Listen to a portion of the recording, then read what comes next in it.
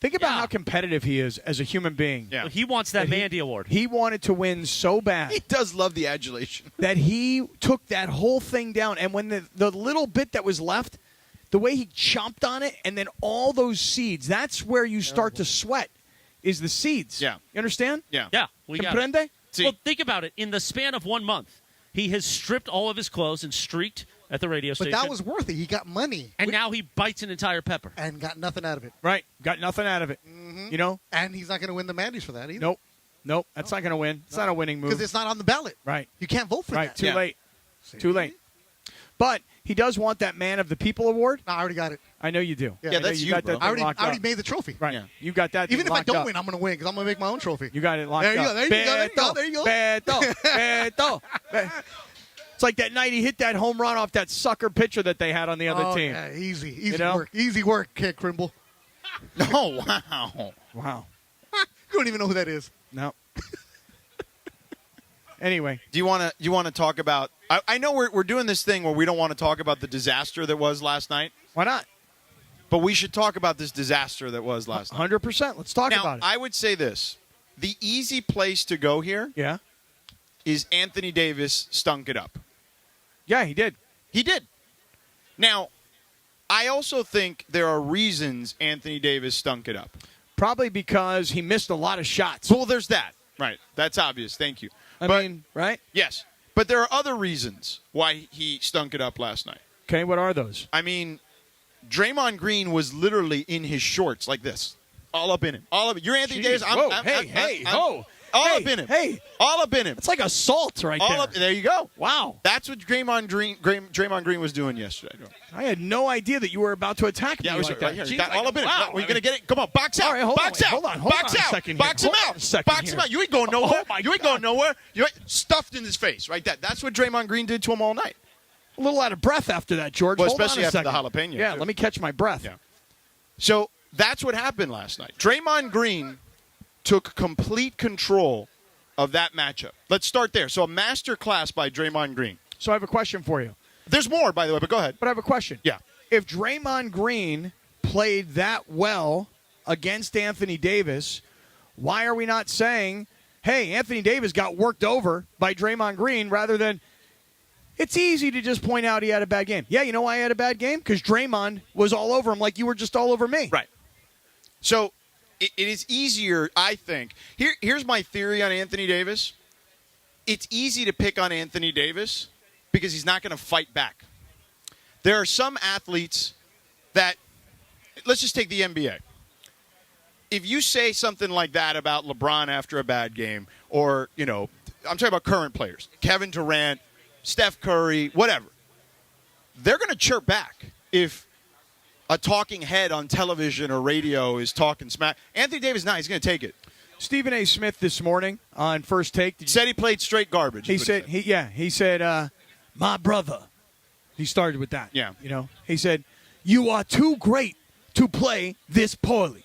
He's right about that part, yeah. He is right. About that part, yes. He played poorly. But sometimes you got to see the other guy is good too. Okay?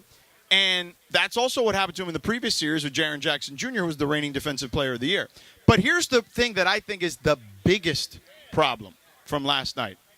And I generally don't go this route of blaming the coaches. Are you about to blame the coaches? But let me tell you something. Yeah? I feel like the Lakers coaching staff completely screwed that game up yesterday. Aren't you the same guy that tells me all the time, I love Darvin Ham? I do love Darvin Ham. But I love Darvin Ham so much. I do. I love Darvin Ham a Darvin ton. Ham sees me. He calls me Jorge. He brings it in. I call him Coach Hamon. He may not bring it in after this. Wait, you're about to say something about Coach Ham. Well, listen, I think that he may not bring it in. Darvin Ham and his coaching staff, so not just him, but all of them, coached one of the worst games I've seen the entire postseason this year. And why is that? What did they do? So let me explain something to you. Go ahead. So you heard Anthony Davis in the postgame. Go ahead. You heard Anthony Davis in the postgame say this, right? Oh, I got the same shots. Yeah. I just didn't make them. That's right. Now, let me ask you a question. Go ahead. If you're playing chess with somebody or checkers, whatever, Yeah, I don't really know how to play chess. Right, so let's just go checkers with Okay, you. thank you. Okay. If you're playing checkers against somebody, Uh-huh. are you going to keep doing the same move all the time? I'm going to have to adjust to what my opponent is doing. Correct. Oh. And also, in a matchup like this, in a series in the NBA, because it's more like chess, it's really less like checkers, but you're also supposed to anticipate what the other person is going to do, okay?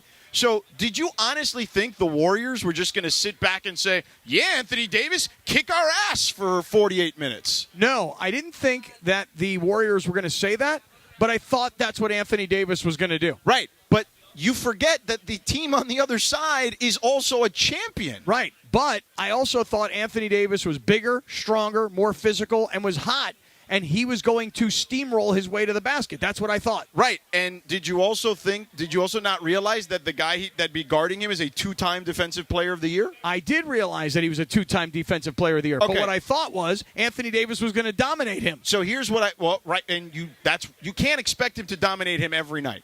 Well, Like, I you saw can't. him do it on But the he first also game. but he was doing it on Kevon Looney, Okay, not on And- Draymond Green. but okay. But I just want to say something. When Kevon Looney is matched up against Anthony Davis and or LeBron James. When Kevon Looney's matched up with Anthony Davis, to quote Shaquille O'Neal, barbecue chicken. Well, maybe so. But last night, you weren't flipping the chicken because instead of going to the hoop and pushing him around when he was apparently sick, Yeah. these guys were settling for long jump shots. I'm going to tell you on the other side because we got to go. We're way over the break. We are? Okay. Oh. We're over the break? Mason has just texted to the group. He Yeah. says, one of the dumbest things I've ever done, and I've done some dumb stuff. Gonna be a long night. Oh, yeah. Wonder how Juan's going to like that. Yeah. I'm going to tell you on the other side specifically why Darvin Ham and the coaching staff is to blame. If I'm doing the blame pie, Okay, all right. why they take the biggest piece of the pie. All We'll right. do that coming up next. Sedano and Cap hanging out with you here at Solita's Tacos. Come on. Come on. Restaurant here in Anaheim. Angels game after us. The Big CY's here. Beto's here. We will hang out. We'll be back in 2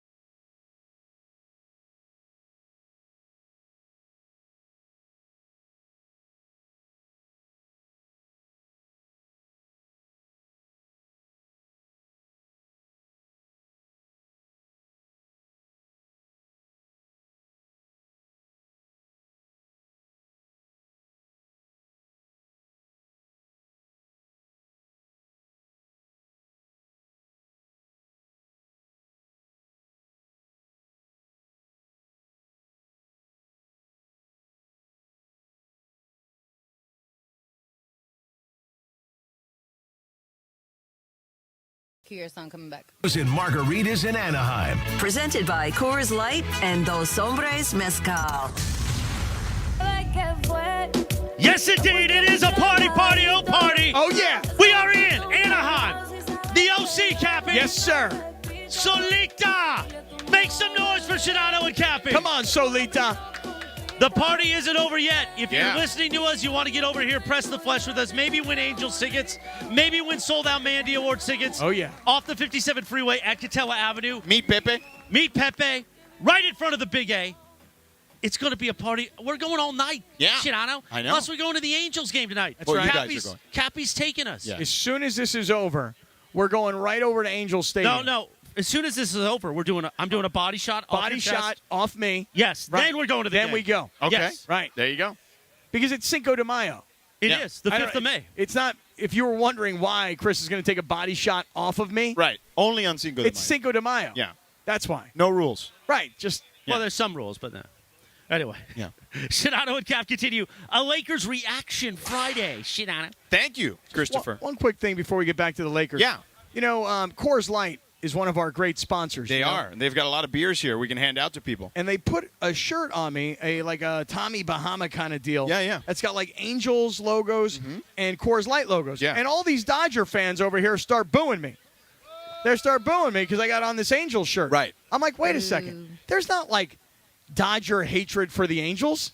No, there's not. No, there's not, bro. What threat do the Angels ever pose to the Dodgers? There's no Angel hate from Dodger fans. Now, you should get on him for the Padres stuff. Yeah, That's what you I should mean, get him on Angels him fans, for. Dodger fans should just be like, hey, go Angels. Like, go Angels. Hey, be bad. Let's get Shohei Ohtani as soon as possible. And that's I mean, my goodness. I put on the shirt. To me, it was a Coors Light shirt, not an Angels shirt. Yeah. You know? Anyway. You okay now? Yeah, I'm all right. I'm all right. I'm all right. I feel like you're on the defense here. It's Well, what I the know. Lakers weren't on yesterday. Gosh, what was that all about? Yeah, their defense stunk too. We'll get to that. So let me explain something to you. Go ahead. So when Anthony Davis said yesterday in the postgame, yeah, I took, the same shots, I just missed them. There's your problem right there. Okay? Because you're not anticipating what the adjustment's going to be. And this time of year, it's what I explained to you during the season. I said he's a rookie coach. He's going to make rookie coach mistakes. You're going to have to live with that. And yesterday was a perfect example of that. Okay? Let's take you back to game 1 for 1 second. Okay? Take me back. At the end of game 1, All what right. did the Warriors do that changed kind of the tide and got them back in the game? They went on a 14-0 run. And they put the ball in whose hands? I guess they really kind of put the ball in, I don't know, I guess Steph's hands? Correct. They Yeah? put the ball in Steph's I feel hands. like I'm answering questions on a test, like, and if I don't get it right, It's like okay. I've done something wrong. No, there's no letter grade here. Oh, Phil. okay. All Yeah, right. You're Thank okay. you. All right. You felt a lot of pressure right there I'm to just get it asking right. the question. Just All making right. sure you're paying attention. Yes, very much so. All right, so they put the ball in Steph's hands. Yeah. They made a 14-0 run. They got within, a bucket of the game or whatever. So in between days, Darvin Ham was asked, hey, they made this adjustment in the game where they gave the ball to Steph, and, are you going to make an adjustment to that? And his response was, when I read it, was, we'll make the adjustment when they make the adjustment. And I'm like, well, wait a second. They already did make the adjustment. So they come out of the game in game 2 after seeing that the fourth quarter of game 1, and, of course, Steph has the ball.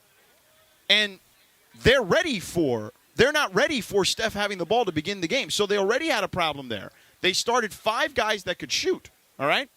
So they couldn't defend that either. And after the first quarter, it basically was a disaster for them.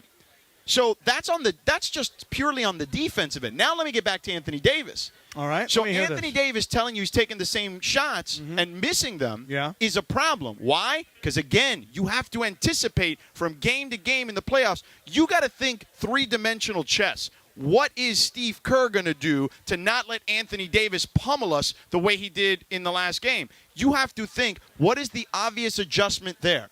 The obvious adjustment was they're going to take Looney off the floor. They're going to go smaller. I told you that 2 days ago. How did I know that? And the Lakers coaching staff couldn't adjust to that. George, what are you saying? What I'm saying is they were ill prepared for this game. You're saying that Darvin Ham, And his entire coaching staff. who you love, I do love him. was blatantly unprepared and completely outcoached Yes. by Steve Kerr. That is exactly what I'm saying. Okay, I just wanted to make sure I was clear and So understanding back your point. to Anthony Davis. Okay. When he tells you he's taking the same shots, why is he taking the same shots? Because in game one, It worked. He was knocking down those shots. Right, but okay. And he was feeling confident that he could make those shots. Right. And not only was he not making those shots, but I just want to point this out because I think it's an important statistical part of the game. The Lakers didn't get to the free throw line last night Right. like they did in game one. Right. In game one, they were there 29 times. What was the total number last night? Like 10 free throws? I don't remember the whole Anthony total. Davis was 1 for 1. In game one, he was 8 for 8. Okay. So what I'm saying to you is that he was not knocking down shots like he was in game one, so he stopped taking shots. So, but my point is, if he's not hitting those shots, you need to adjust in game two. First of all, you should have been prepared for them to be prepared for him. Second of all, if you're not, you have to be able to adjust on the fly. So here's what I'm saying. And I'm going to get real basketball-y on you for a second. You haven't been basketball-y already? No, but like extra basketball-y. Oh, this is going to be another layer of basketballness. So Okay. and for people there who know basketball, they're going to understand what I'm saying. Everybody else, like me, pay attention. Yes. Okay? All right. So they're giving the ball to Anthony Davis near the top of the key on a high ball screen. And what they're doing is they're going to get the ball off the screen, right? You're setting the screen. I'm Anthony Davis. I'm coming around high ball screen. I'm diving into the paint. Here comes another defender What am I in my supposed to face. do right now? Here comes another defender in my face. Pull up jumper. Miss. Clank. Okay? Then But what? in the game one, those shots were going in. Yes. Okay? But here's the problem. When they're not going in, Yeah. you need to get him easy buckets to get him going. He needs to see the ball go through the hoop. So what do you do to get him easy buckets? Put him in the post. Let him seal Whoa. Draymond Look at Green near Sedano the basket. post him up. Okay? Just bullying me around in the That's paint, what this Anthony guy. Davis should have been able to do, and that's what the coaches should have put him in position to do. You know what? What other thing they could have done? Tell me. They should have gotten him the ball in transition, get him an easy bucket that way. Yes. Those are transition the things, buckets. Those are the things that you Yes. need to do as a coach, and this is part of the problem when you have a rookie coach, who I love, coaching in his first playoffs in general, and now he's coaching against a coach who's won 4 championships. Are you That's starting? the difference. Are you starting a campaign right now? Tell me if you're I'm starting. not starting any I just wanted campaign. to know. I didn't know if you I'm were not starting starting a campaign. any campaign. I didn't know. I'm just saying that they need to understand these guys are going to be a step ahead of you. Now, with that said, Yeah. I've already said on Mason and Ireland, I think the Lakers are winning Game 3 because I think LeBron has seen enough, and he's just going to say, you know what, this 38-year-old body, it only has so many drives into the paint to take that punishment, but we can ill afford to lose Game 3. And he's just going to put his head down and go in there and try to get foul calls as much as possible. Can I please get a round of applause for my boy Sedano here, who just put on a master class? A master class. A master class. That's how you do afternoon drive sports radio. Right. The rest of us, we're gutless. You gutless, Cappy. All of us are gutless. And by the way, Greg didn't even speak during that. He just I mean, you let were it happen. mesmerized, right? This isn't my show, so I'm just listening. But that was I'm happy to mesmerizing, respond. wasn't it? It was great. It was phenomenal. It was great. Rack this man. I would Rack have loved to him. have seen Rack him. Anthony Davis post up in the play. He should have been doing that, and he was not doing it. By the at way, all. and if you don't believe me Okay. about the diversification for AD's offensive sets, Yeah. Laura, I know we have Coach Ham there talking about that. I believe it's LKR 0P90, I believe. That Play was what I was going to say. Play that LPR, cut. K90. Let's listen to Darvin Ham in the postgame when asked about what they can do differently with AD. You know, Dre, he's going to do his work early. And, you know, it's the reason why he's a perennial all-defensive player. You know, he's going to force tough catches, and when he's on the ball, he's his on-ball activity second to none, and he's a good communicator when if A is not trying to go at him, we're going into a secondary action after getting the ball to A. He's great about that, whether he has to switch or talk his guy through the scenario. He's been, you know, top shelf his entire career in that regard. So again, we got to go back and look at ways we can move A around, put him in different spacing, different actions, and just try to diversify his attack. So there you go. He's lauding Draymond Green, which is what I told you from the beginning, but then talking about, we need to do a better job of diversifying the attack on honestly, offense. I couldn't hear a word Darvin Ham just said, because once he started calling Anthony Davis A, I was like so annoyed, like A for annoyed. You know, like, come on, really? Is that what we call him now? A? Maybe that's what he calls Like we've had to shorten down AD. He calls him that. I mean, AD Why do you is care an what he calls abbreviation for Anthony Davis. But why- Now we got to abbreviate to A? But you don't have to do it. That's what he calls him. It lost me. You gutless. Lost me emotionally. Yeah, that's right. That's what you took from all of that? Nothing that he said about anything about A. I mean, come on, dude. I mean, it's like Sedano's doing the show by himself. He's throwing to his own sound. He's calling out cart numbers. That's what we call it, the LKR. L90Z. Yeah. Guys, can you have LKR 5472? And he's running circles around Oh, you. it's unbelievable. This is like the day that he was playing paddleball or pickleball, and he was commentating the entire time. You can vote for that as Bit of the Year for the Mandy Awards, ESPNLA.com. Yeah. Here's the thing, George. Yeah. You're making a very compelling case that really the reason the Lakers got destroyed last night Because their coaching failed them. because the coaching staff stinks. No. That's not what I'm saying. Oh. You always have to take it an extra step too Oh, far. my bad. I'm not saying the coaching staff stinks. Oh, that's what I thought I heard I you say. said the coaching staff in Game 2 failed them. Oh, okay. Well, yeah, that might be the case, maybe. But you see, the way I perceive this coaching staff kind of goes like this right here. Like Darvin says, yo, hey, give me the clipboard. Let's go. Give me the board. Come on, let's go. And he gets the board, and he goes, hey, LeBron, here, man, what are we going to do? What are we going to do with this? What do you want to do now? Tell me what you want to do. Because at 38 years old, You know what I want to tell you what to there's do? no time. Yeah. So he got to take that grizzled body and make, hey, it's on me. You know what I'm going to tell you to do? Tell me. Coming up next, we're going to get further into this. You want to talk about the coaching? You want to talk about the issues beyond what we just talked about with Anthony Davis? There's plenty more issues to talk about. Okay. We'll get to that. Mike Trudell's going to join us at 5:15. But you, sir, you need to tell these fine folks about Yamava. Hey, look, I want to tell everybody who's here right now, if you've not been to Yamava,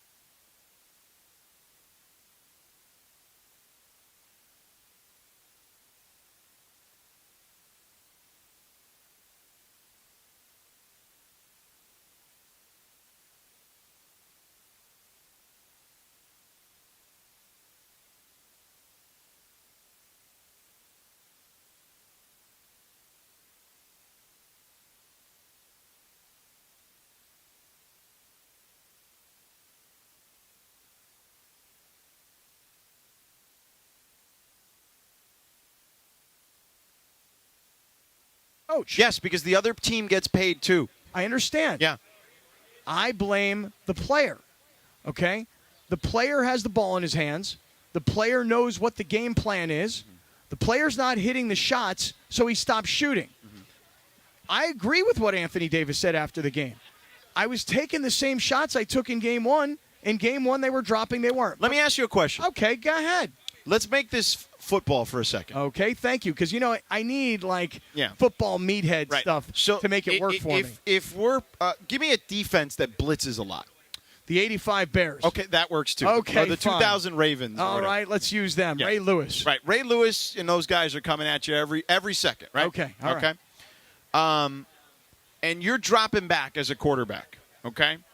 And all of you're getting pummeled, and you no changes to this, like no extra tight ends, no chipping with the running back. Okay. At some point or another, you're just going back because you're like, we've got a great quarterback. Our quarterback will beat him. He'll get the ball out quick enough. But you're still just letting your guy get pummeled. Mm-hmm. And eventually, you're turning the ball over. You're fumbling the ball. You're throwing an interception. Your guy's getting sacked.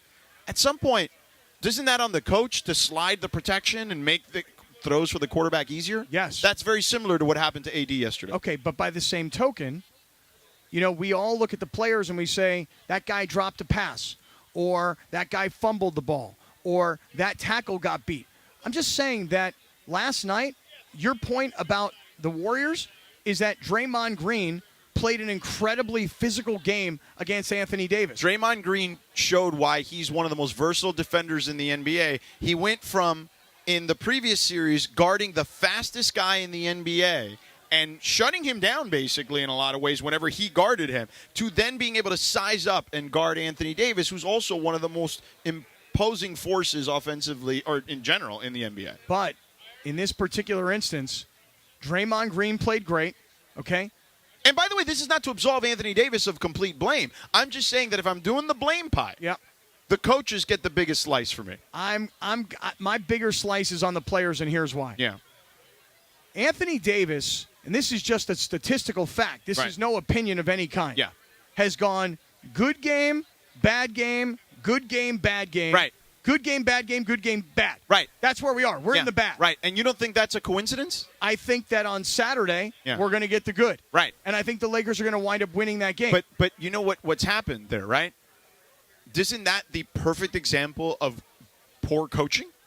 Or is it the perfect example of inconsistent play? Well, I mean, considering that we have seen him have multiple games in a row this season, I mean, he had a stretch when LeBron was out, right? It was incredible for 15 games or 20 games or something like that. So did Darvin Ham do a better job coaching back then? Well, it's also the regular season. You're not getting schemed the same way. I'm just asking. So my point is that he's clearly able to do that, but now in this part of the season, the other coaches, this is a matchup, man. Like, this is not the regular season where you're playing 4 games in 6 nights or whatever, and you got to go to the next city. No. One opponent. Well, let me ask you a question. Who has more impact on the result of the game? The coaches or the players? Players got to hit shots, don't get me wrong. But at this level, coaching matters in a big way. Let me tell you something. There's a guy who just got fired yesterday. Do you know why? Because he got worked in that series. Worked. He got worked, but his best player also missed 2 games in the series. But when his best player was on the floor, they were actually worse than when he wasn't on the floor. And is that always on the coach? Listen. Yes. Okay, look, George. He even said so at his own press conference. When he was asked, I know you weren't watching NBA TV. No, I wasn't watching NBA TV. I will tell you. Excuse me, yeah. Giannis Antetokounmpo was asked. Yeah. Okay? I get that. Casper's yelling. He missed 14 free throws. He did miss 14 free throws. No, but that's when the he was coach's asked, fault. That is the coach's fault. But when he was asked, would you like to have guarded Jimmy Butler? You know what he said? Of course I'd like to guard Jimmy Butler, but that's above my pay grade. And that is a strategic move the coach could have made and never did in any of the series that they've lost to that team. So that's why he's, unfortunately, and I don't mean to be mean, but that's why he's no longer employed. So that part, I'm not saying that the players aren't the biggest reason, but I don't think every individual game you can say the players are always the biggest reason. What I'm telling you is the Lakers got worked yesterday. Their coaching staff got worked by a superior coaching staff. Well, I think going in, we knew they were a superior coaching staff. I'll say this, and we'll get back to it. What contribution did you get last night from LeBron, especially in the second half? What contribution? Well, the game was over by then. No, it really wasn't over at halftime. I mean, but it at was the end of the in third quarter, the middle of the third quarter was over. But what contribution did you get from LeBron, Dennis Schroeder? Let's get to LeBron. Okay, let's get to LeBron because I think LeBron has also played subpar despite his performance yesterday. Ooh, careful. So let's get to that. But let me tell you about my friends you're talking about at Tequila Mandala.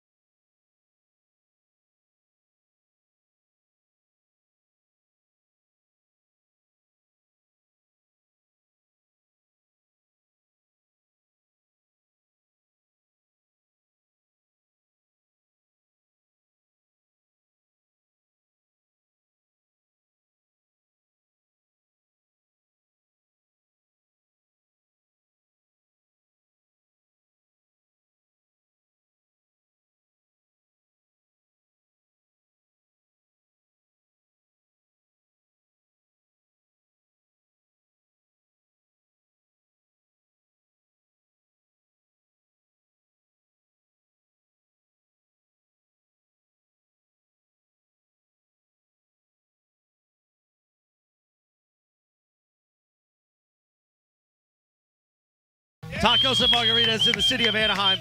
57 Freeway, Catella Avenue, right in front of the Big A. It is time for sir. Give it the real point. Oh, what? There you go. There's the real It is time for what you need to know. Brought to you by Morongo Casino Resort and Spa. Good times, less than 90 minutes from wherever you are. And sitting in today for producer Lindsay, take it away, Corporate Greg. Thanks, Morales. Corporate Greg. So Kevin Costner's time on Yellowstone is coming to an end. What? Sources. I've never even seen the show. It is a final. It is a final You know for why he's Kevin leaving? Costner. Why? Because he's gutless. No. You can't no, talk he's like not? Kevin Not gutless? Costner like that. No. So sources close to the production tell E.T. the actor is not returning to the Paramount Network series after season 5. The news comes amid reports of alleged drama between Kevin and co-creator Taylor Sheridan over the actor's filming commitments to the remaining episodes of the current season. Additional sources also tell E.T. that there is still no update on when the cast and crew will return to Montana, where the series is filmed, to finish shooting season 5's remaining episodes. As a result, there's been a lot of confusion and frustration, and that's what you need to know if you like the show Yellowstone, apparently. That's a good job, Greg. Thank you. To be honest with you, I don't really feel like I needed to know that. Other people did. Cappy, you don't need to give him a hard time. I mean, I love you. I love you, too.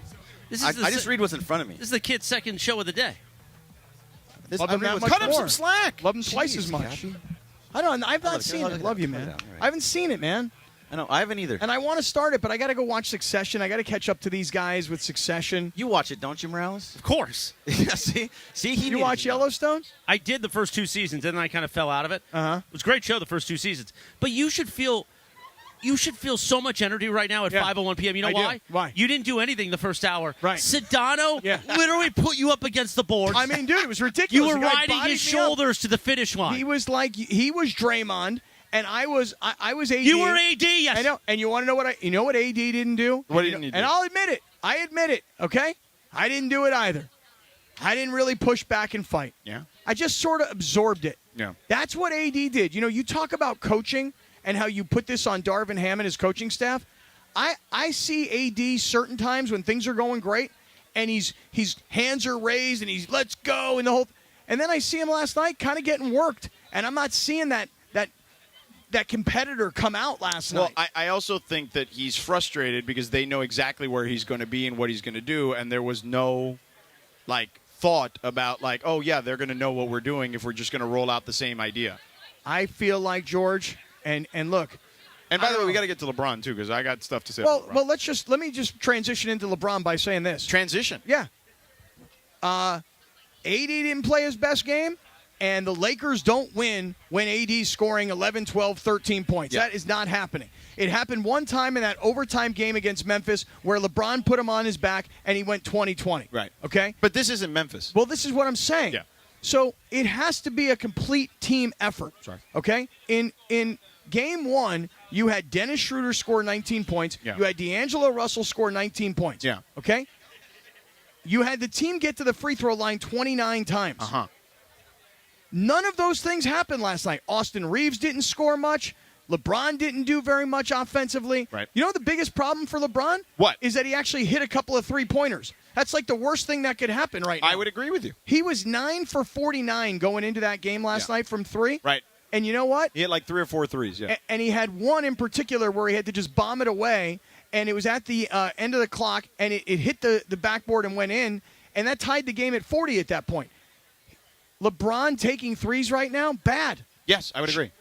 If anybody should be going to the rack, if anybody should be putting themselves all over everybody physically, it should be LeBron. Agreed. So here's what I'll tell you. Thank you. Is that I agree with you, and it was one of the keys to the series. If you remember when we talked about our keys before the series even started. 5 right? keys. Right, we had 5 keys. That's right. And it was LeBron needs to get to the free throw line. Mm-hmm. Okay? How did he do last night? I don't think he got to the free throw line that often. But nonetheless, I talked to somebody yesterday that kind of made me understand at least how it's gone for him in that regard for now. Who'd you talk to? I can't tell you that. You know that when you tell me that you talk to somebody that tells you something, Yes. I would like to know who you talk to Well, but I can't tell you. so then I can determine how much I want to take what they said to you. Well, just trust me, it's someone that knows basketball. All right, I trust you. Okay. So I talked to this someone, and I said, what do you think about LeBron not getting to the rack? And they're like, well, in game one, it wasn't really necessary. AD was just so dominant. They were never really not in control of that game, except for the last few scrambling minutes. They had a 10-point lead, and before you knew it, it was a 1-point lead. Right. But so that was it. And then they were like, and in game two, it kind of got away from them in the third quarter. So it's like, eh. So basically what this person was telling me was that at this stage of his career, at 38 years old, he's only got so many drives in these legs, kind of like these old legs. These old legs right here? Right. There's only so many drives. What'd you think when you felt those legs right there? Not bad. Yeah? Not bad. Not bad. But only so many drives left in those legs. Yeah. Right? So because of that, he's got to save himself for when it matters most. Okay, so now they come home. Right. They need to win at least one, ideally both at home. You got to win this first one. You got to win Saturday. No Most question, important. No question about it. So I think Tomorrow's game. Yeah, tomorrow's game. Is today Friday? Correct. Okay. Tomorrow's game, he is going to be diving headfirst into the lane, trying to get foul calls all game long. Good. That's what he should do. Yes. And you know what else he should do? What? He should tell everybody else in the locker room, hey, do what I tell you to do. Okay. Because as much as this is Anthony Davis, it's got to run through AD. And by the way, it does. Anthony Davis tomorrow, just so you know, be prepared. What? This is going to be his best scoring game of the entire series. Is that a prediction? It is a prediction. Is that a bold guarantee? I think it's pretty Are you bold. going to do the Charles Barkley thing? It's guarantee. I mean, look, you look at the numbers. 22 points, 12 points, 31 points, 13 points, et cetera, et cetera. It keeps going back and forth between high-scoring production, very low-scoring production. Bad AD last night, good AD coming tomorrow. Right. And the Lakers are going to win tomorrow. I think so, too. I would be stunned if the Lakers didn't. If they don't win tomorrow, I'm with you. Then it's like, uh-oh. And if everybody – I'm going to tell everybody who's a Laker fan who's going to this game tomorrow. Yeah. First of all, good for you. Very lucky you got tickets. Incredible. It's like $450 just to get in the building. Oh, dude, I bought face value tickets for this game, 4 of them. You didn't buy anything. Well, wait a second. I executed the transaction of purchasing 4 tickets to this game on Saturday. Hold on. Laura, are you there? Hi, guys. Do you believe Cappy bought anything? No, he never buys anything. He's like caking to everybody. What I'm saying to you is, did you buy them? I executed the transaction to purchase 4 tickets to the Laker game tomorrow. What does that mean exactly? No. Yes. It was on Rachel's credit card. That's what it means. Okay, that makes sense. You're very close. You're very close. Corporate card. I'll just say it this way. The sided account? Yeah. I bought sided corporate card? I'm not saying I paid for them. I'm just saying I bought them. Let's put it that way. You bought them with somebody else's card. I'm saying that's what happened. I executed the transaction. Whatever. Anyway, you're going to the game. Uh-huh. $500 face value. Right. $500. Yeah. Now you know why I wouldn't buy them. Because they're $500. Right. But a piece. I would use somebody else's card to buy them for them. Uh-huh. Right. $500. Yeah.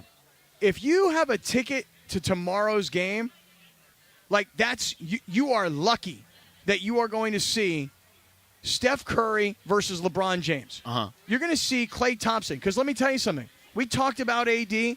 We've talked about LeBron. Yeah. We've talked about the coaching staff. Klay was incredible last night. Klay Thompson last night was out of his mind. Yeah.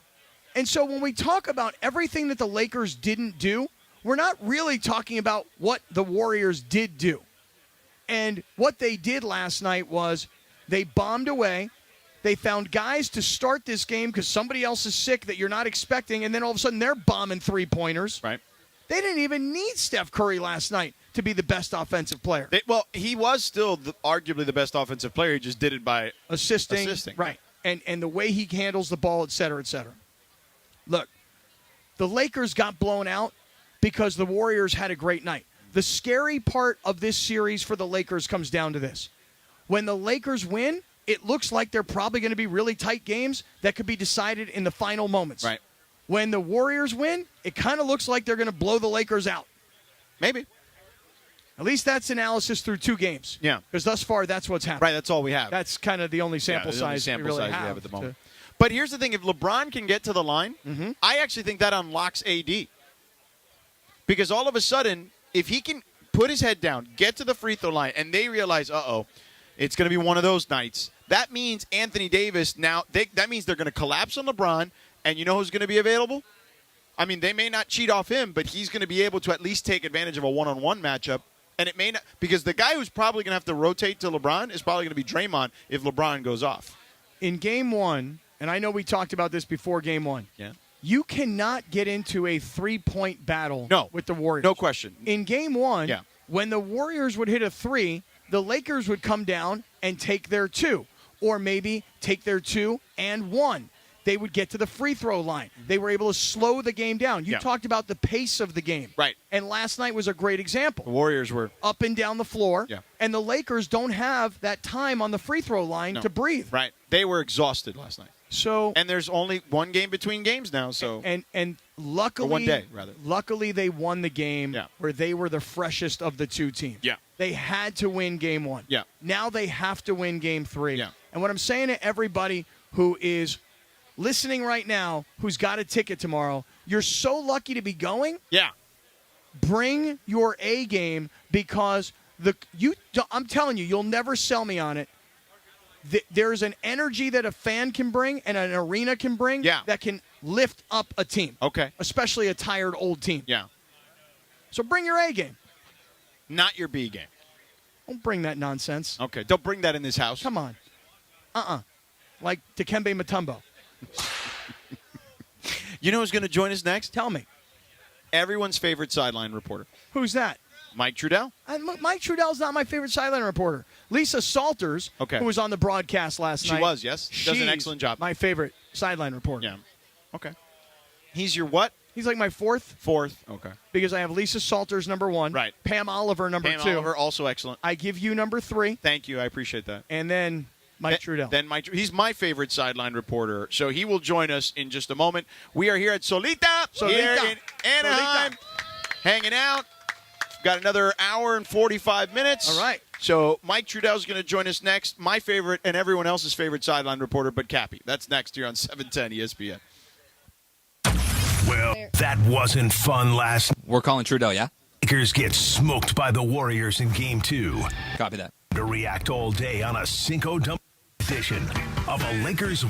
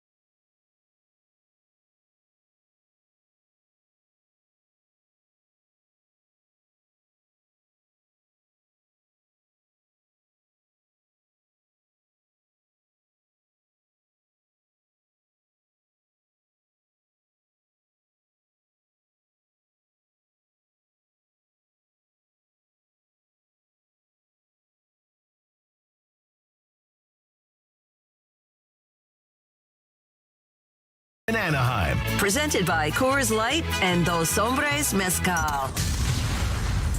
Yes, indeed. 5:15 p.m. in the Southland. Party, party, oh party from Solita in Anaheim. The 57 freeway in Catella. It's still time to get on down here. Press the flesh with Sedano and Kap. Corporate Greg. Everybody's here. Better the Rand somewhere. Speaking of people I would love to do a shot with at 7 p.m. Yeah, who dat? I wish that Trudell was here. Oh, so we could do a shot of me Dos too. Hombres Mezcal, embrace for Cinco de Mayo, and he could whisper in my ear. You know- You've always been my favorite. You know, Trudell is a Lobos guy. He actually brought me. That's the LeBron Draymond tequila. He actually brought me some Lobos a while back, a couple years ago, actually. and it was very nice. Not as good as Tequila Mandala well, or Dos Hombres. No, no. Mezcal, but it was, it was nice. But I know that's his tequila of choice. Okay. Trudell. Is that accurate? Tequila Mandala, the way that you say it, George, sounds great. Mandala. I don't know if Mandala. I've had that, but I would like to. Tequila Mandala. Yeah, I would like some of that. Excellent. I got you.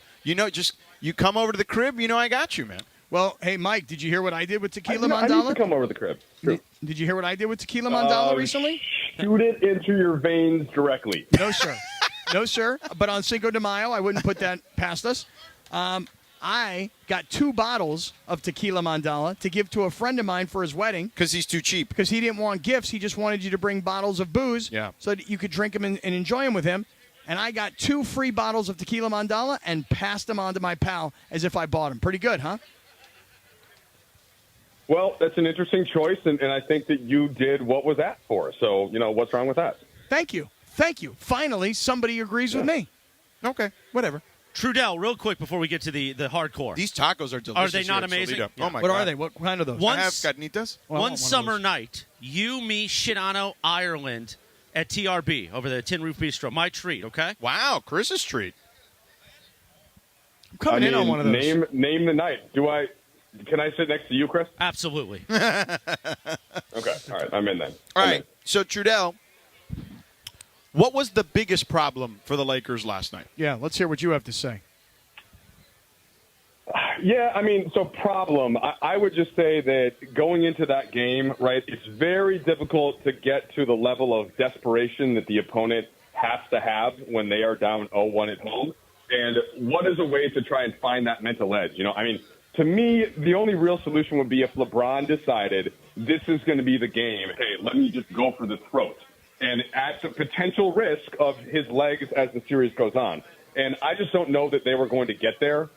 They made the adjustments. Some of them were tactical, like getting Steph on the ball more by having Draymond guard AD. And those definitely made an impact. But ultimately, the Warriors just came out like tonight is not the night that they wanted the dynasty to end, which it might have, honestly. Had they gone down 0-2 and had to come to Los Angeles, it would have been obviously quite difficult for them to win the series. So I just thought that the Warriors, you have to give them credit. They played with full desperation. They were super sharp.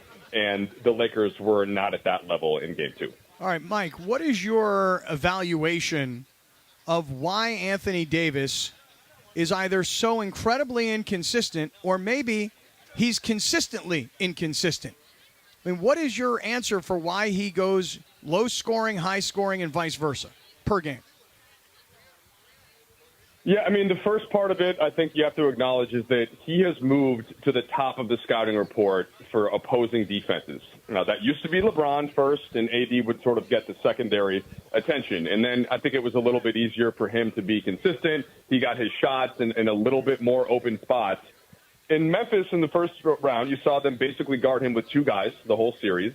And on certain occasions, he would come with such force that he was able to overcome that.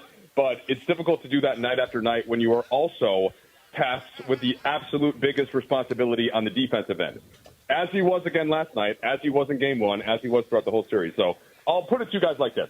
There's nobody else in the playoffs that is doing as much defensively that is also doing more offensively than what Anthony Davis has done.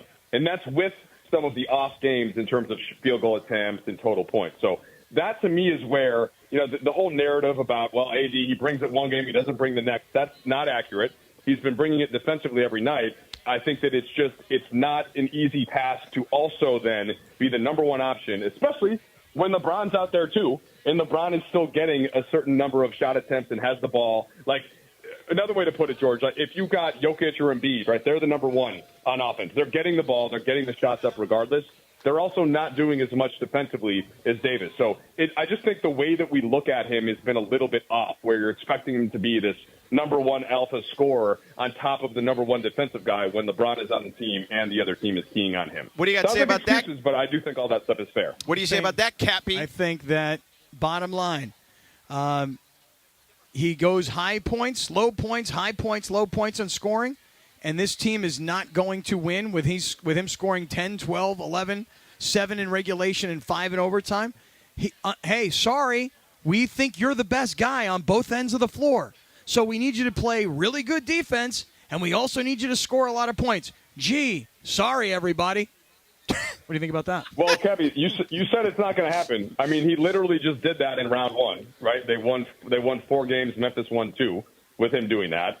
Then they got the road split at Golden State. I do expect that he will bounce back offensively, but as long as he maintains that same level of defensive dominance, he can score 25 one night or he could score 17, but LeBron is going to have to up his game on offense, which I think that he will. He's going to start driving to the rim more. So it's one of these, like, I'm definitely, we've already had the AD discussion. I'm certainly more aligned, I think, with Sedano on it, but I just think we have to acknowledge that it's not quite so simple as, AD, I don't get it. Why are you have to do everything all the time, every game? It's not that simple. I'm just looking for some acknowledgement. But since you don't have me as your favorite silent reporter, I know that it's probably not going to come. Was that your Charles Barkley impression about what he said about AD? Is that what that was right there? No, that impersonation. Or was that your Stephen A. Smith impression? No, correct me if I'm wrong, Trudeau. That's your ignoramus basketball take impersonation. That's my, doesn't watch the games completely. Like Stephen A. Like Stephen A. Yeah. Stephen A. must not watch the games? Wow. No, Stephen A. watches the games. Stephen A. must not watch the games. Stephen A. watches the games. I don't think so. Stephen A. watches the games. I think some of the analysts and by the way, as well they should. Chuck is the most entertaining person on television. He's amazing. I do think that he's, sometimes he'll look at basketball in the same way as when he played, which I totally get. But I think if you're really paying super close attention, and the way that you would know this is if you ask the other team, ask Steve Kerr, ask Draymond Green, ask Steph Curry, ask John Morant or Jaren Jackson Jr. What they've thought of AD's performance. They're not going to be nitpicking nearly as much as what is coming from on the outside because they know how good he is. Trudell just took you to school like Steve Kerr did to Darvin Ham yesterday. Oh my! That's what he did to you right there. Well, let me take everybody else to school. He gave you the sharpshooter, Cappy. I understand that. But now it's my turn, okay? So look, guys, we can talk about Anthony Davis and we can talk about LeBron James, and they're obviously critical to the process of winning. But I want to remind everybody that it's a team game. And in game one, when you have Dennis Schroeder score 19, because I wasn't sure if you were watching or not. And then you got D'Angelo Russell score. He's at the damn games, you dope. I know, but maybe he's on his phone. Maybe he's not watching. Let me tell you something. Yeah. There is not a person I've ever met that can multitask like Michael Trudell. Okay. All right. Well, they're like, Trudell, we're coming to you. He's like, I got to start paying attention. I don't know. No. Okay. Ready. Right. Always ready. Stay ready. You don't have to get ready. Okay. All I'm saying is this. Okay, go on, Cap. Go on. I'm waiting for something to pay off Michael, here. What's Michael, you have to have everybody else has to contribute. You can't get 10 from D'Angelo Russell. You can't get single digits from Dennis Schroeder. You can't not get to the free throw line. All I'm saying is last night, Golden State, to your point, played desperate and came out and bombed away. I don't think we should be all that surprised about the result last night. I mean, we're nitpicking it like. No, we totally agree here for sure. It was not about Anthony Davis. It was about. I've just been in these buildings before. You can tell going in Greg, you hear me? Warming up, they cannot lose that game, and the Lakers know that they can. Now you try to make up for that difference, right? But it's really this is why sports are a metaphor for life, and if you didn't pay your taxes on time the previous year and got nabbed, you're more likely to do it the next year on time. Up until the point that happens, you may just wait till that last day to file. This is the human nature element of sports, and that to me was the biggest reason. It wasn't just AD; it was a lot of guys that didn't play as well, and I think that they will play better come what's tomorrow, Saturday night. Yeah, Saturday night. Cappy, you didn't see Trudell pulling out a tax reference right there, right? No, I did not. But you didn't see that? No, I didn't see it. Didn't see that coming. You know what I think about Trudell, though? Yeah. Ultimately? What? Gutless. What? You calling Trudell No, gutless? No, No, gutless. He's a friend of the family. Yeah, but we're all gutless, aren't we? No. Oh. No. Trudell's never I thought gutless was now a compliment. Trudell has the guts. Oh. Yeah. If anything, he's the opposite. Oh, really? Trudell's a made guy. He's gutful. Got it. Not gutless. Yes. Is what I would say. Okay. I don't, Cappy. You're getting Cappy. Look, with that kind of slander, you're going to have to come with some details now. You're going to have to come with some support if you're going to go there. Wow. Well, I thought I was giving you a compliment. I'm kidding. You really don't. I thought it was a compliment. So Michael, what is the adjustment that needs to be made in Game 3 before we let you go? So I think that the first adjustment is honestly like what Cappy just referred to, where just the team energy and like that, and that will happen. So that's one. In terms of actual tactics, Like, this is where Golden State is selling out defensively and literally not guarding anybody almost, including LeBron last game, other than just trying to keep Anthony Davis about 10 feet away from the rim and have Draymond contest with it. He does that thing where he basically pushes you with his left hand and then his right hand is up high. So, like, there are ways that the Lakers have to attack that. But one of them is to get AD on the move. Another is to get their guards pinching in and setting back screens on Green. Like, they've done it. They've done it all year. They did it effectively against Memphis at times. So they, instead of just Golden State saying, here's a wide open jump shot from 20 feet, and the Lakers just took all of them in the first quarter. Like, no, you got to turn down that look that they want you to have. Do the swing, get a second and third action going on offense, and then they'll be fine because they're going to score more doing that. Then they're going to get back on defense. You're not going to be giving up transition three to Clay and Poole and all those guys. So I think that just by being more selective and direct offensively and not settling for what Golden State wants, that's a big enough adjustment right there to have a nice start to Game 3. Michael, before you go, we have a special someone that wants to say hello to you. Hey, you're talking too fast. I'm taking notes. Okay, so. Oh, Pepe. I'm sorry. Legend. I'm sorry. How you doing, sir? I'm sorry. I was trying to write down what you were saying. But, too fast. Can't understand a word this guy's saying. I'm just excited. I'm excited to see what shoes. If you guys don't know, Pepe he's got the Nike Mexican flag shoes today. Air Force Ones. Yeah, Air Force Ones, dude. Go ahead. So I can't wait to see. He's always going to match. He's got the suit that matches the shoes. Like, he's got it all rolling, and I'm looking forward to see what the ensemble is tomorrow. Yeah. Okay. Hot is what he is.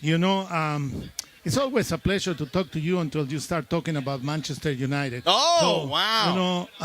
It's getting personal now. Yeah, we had a tough loss. We had a tough loss this week, Pepe. 98th minute penalty. Are you serious? I was very upset. Cappy has no idea what you're talking about. No, I do know. Manchester's a hockey team, right? Yeah, that's exactly.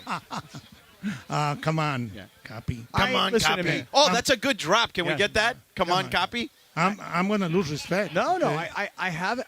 Manchester United is one of the greatest soccer teams in the world. Can you give me one more? Come on, Cappy. Come on, Cappy. There you go. I'm more of a Tottenham fan than I am a Man U fan. Yeah. You know what is Tottenham's nickname? The Hebrew Brothers, because there's a whole. That's how I got into it, because they were like, "Dude, that's the Hebrew team." No, the Hotspurs. You forgot. It's the Hebrew Spurs Brothers. No, we don't like the Spurs. Right. Yeah. Exactly. So we don't like the Spurs. So they're not doing that good. We don't like okay? any Spurs. After so many years that you were telling me how good they are, they're not good. Wow, he's taking shots at you, Trudeau. No, I mean seriously, because we talk soccer a lot. I know. I mean, Trudell plays soccer. I know he was a college star. Really? I know he knows. Pepe, look, we're going to finish third in the Premier League this year. We're still on the come up. It's Ten Hag's first season, and now I'm sure that fans would like to would like to hear less about it. But that's my squad. If you want to hear about them, I will talk about Manchester United to anybody at any time. There you go. Sir Alex Ferguson is probably having really, really bad year. Not probably, definitely. He's having a horrendous year. I can't believe some of the things that I've seen from him this year. In the world, most fans in the world, we're fine. We're good. Michael, thank you for the time as always, buddy. Appreciate it. It was great to see your son today. I hope I didn't scare him too much when I yelled his name. When you saw him at school, yes, I will. I will ask. He probably is going to not understand what I'm asking him, but I'll ask him anyway.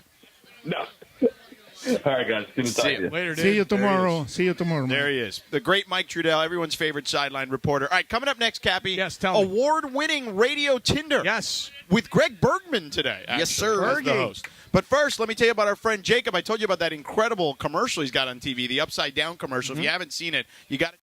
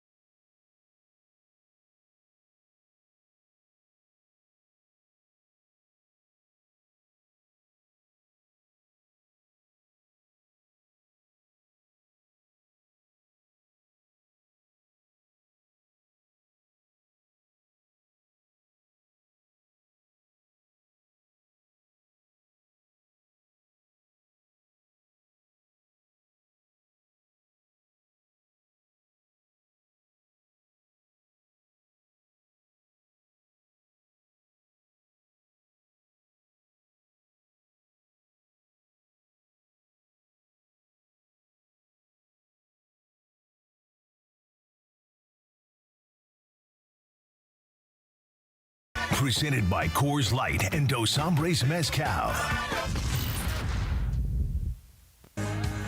Southland. Oh, this is Chad Kroeger. That's super. I don't know why we're playing this one. Is it Chad Kroeger's birthday? From Spider-Man, the song? Hero?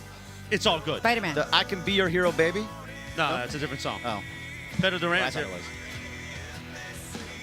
That one. Yeah, hit the button. Hold on, Beto. Hey, we don't need Sedano. Let Sedano press the flash. Sedano, Here. yeah. Yeah, Press the Secret of Mile, you need a Mexican on the radio. Right. Sedano's Cuban. What am I? Right. Hey. Huh? I'm half. You're Italiano, mijo. Hey. No, I'm Italiano. half. Today we're all Mexicans, He's right? half. No, I'm half. Who's my dad? The Mucho. legend. Mucho Morales. Anyway, little after 5:30 p.m. in we the don't need Southland. Sedano. We need Cappy right now. Radio Tinder time. Woo! We like to play a TV theme. That was for Spider-Man. Corporate Greg is sitting in for producer Lindsay.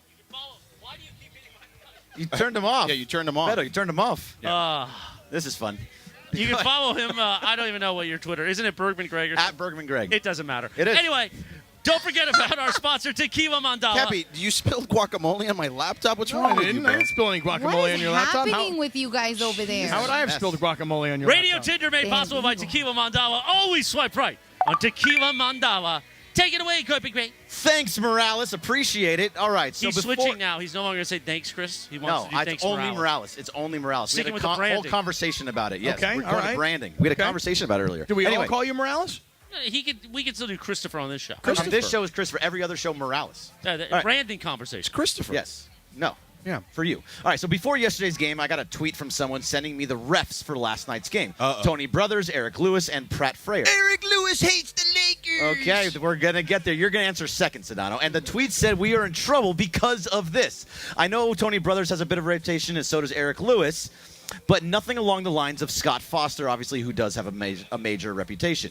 You believe the referee choices pregame changed the outcome of the games, Cappy. Swipe left or swipe right? I'm going to Cappy first for a reason, Sedano. Do I believe Yes. that the choices for the referees changed the outcome of the games before the games happened? Swipe No, left or swipe right? I'm swiping left. Okay. I do not. You believe the league conspires against teams by their referee I'm asking assignments? the question. I do. Listen, Is it swipe left or swipe right? here's the thing. I know a lot of people like these sorts of conspiracies, and believe me when I tell you that I knew when the Lakers were in the 12 seed that they were making the playoffs and that they were going to be in the postseason. There was no way the NBA was going to not allow that to happen. They were going to make that happen. But do I think that the choice of referee determines the outcome of the game before the game?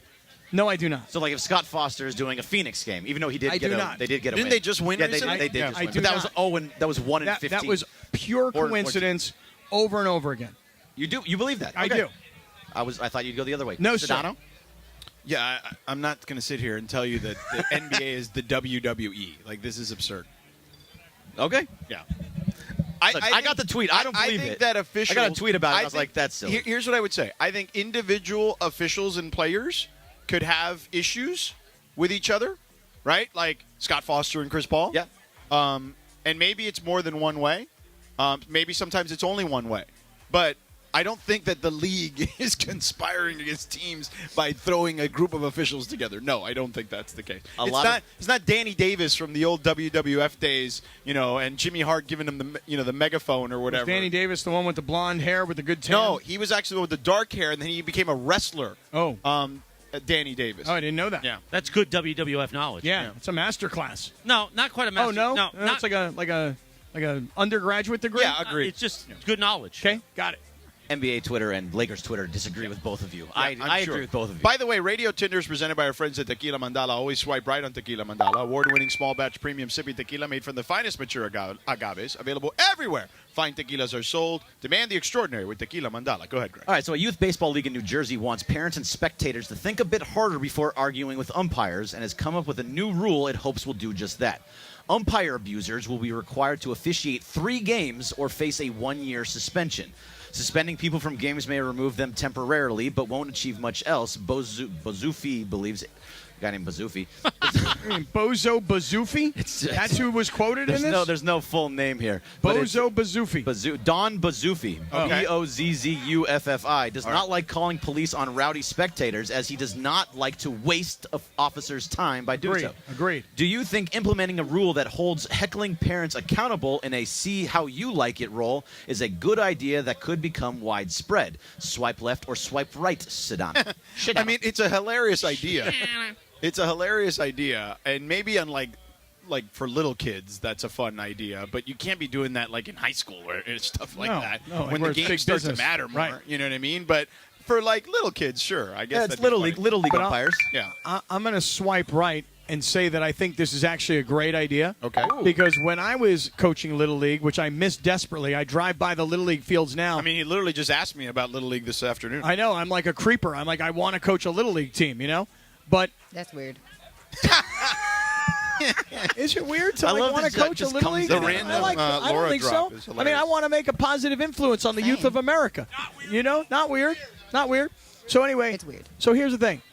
When you are a Little League coach, you are required to ump a certain number of games. So if they approve you to be a coach, you are volunteering to ump however many games it is. And it's the best thing that happens because then the coaches stop beating up on the umps because the umps are other coaches. You understand? Yeah. Are you done? Well, I want to coach a Little League team. Is that so wrong? So we got a great tweet in the community from Crash Override. He says, or she, could be anyway, imagine heading down to Anaheim, hoping to meet at Lindsay Baseball, and you get there, and Bergman Gregg is there instead. I know. It's very disappointing. I totally agree with that. Wow. That's why she was producer of the year and Radio Tinder won an award. That's a quality tweet. Yeah, it is a quality tweet. All right. Are we going to the next one? Yeah, I already answered. So yeah, You did. go Do you want to answer it too, Chris, or you're not listening? I know, I wasn't listening. Sorry, Morales. I was working on the tweet. Oh, Morales. yeah, that's way more important. All right, so I was driving. I was driving down here to OC, and Waze is usually very, very, very reliable for me. Oh, I hate Waze. Oh, I use it all the time, and it gets me to places with no problem. But I follow it to the T. No matter what it tells me to do, I do it. Even if it tells you to turn right and then left and then Yes. left again, and like it literally just puts you back on the same street. It is an adventure, and I like the adventure. Okay. Today I I like got that. here in an hour, but it took me to this crazy roundabout way, to your point, and I had to double back and forth a few times just to figure it all out. So you follow Waze or Google Maps or whatever app you use, no matter what it says, swipe left or swipe right. Cappy. Sadly, I must admit that I do follow it. I don't even question it. Right. And I've given up. I gave up a long time ago on Apple Maps. I will use Waze on occasion, but I'm more of a Google Map kind of person. Okay. And I follow it to the T. I really do. I don't deviate one bit. In fact, I don't even know how to get anywhere because all I do is I just use the GPS. Don't know the names of any roads. Nothing. I agree. 100%. I'm the same way. Yeah. How about you, Georgie? Sedano? Shedano. No, I hate Waze. I do use Google Maps if I don't know where I'm going.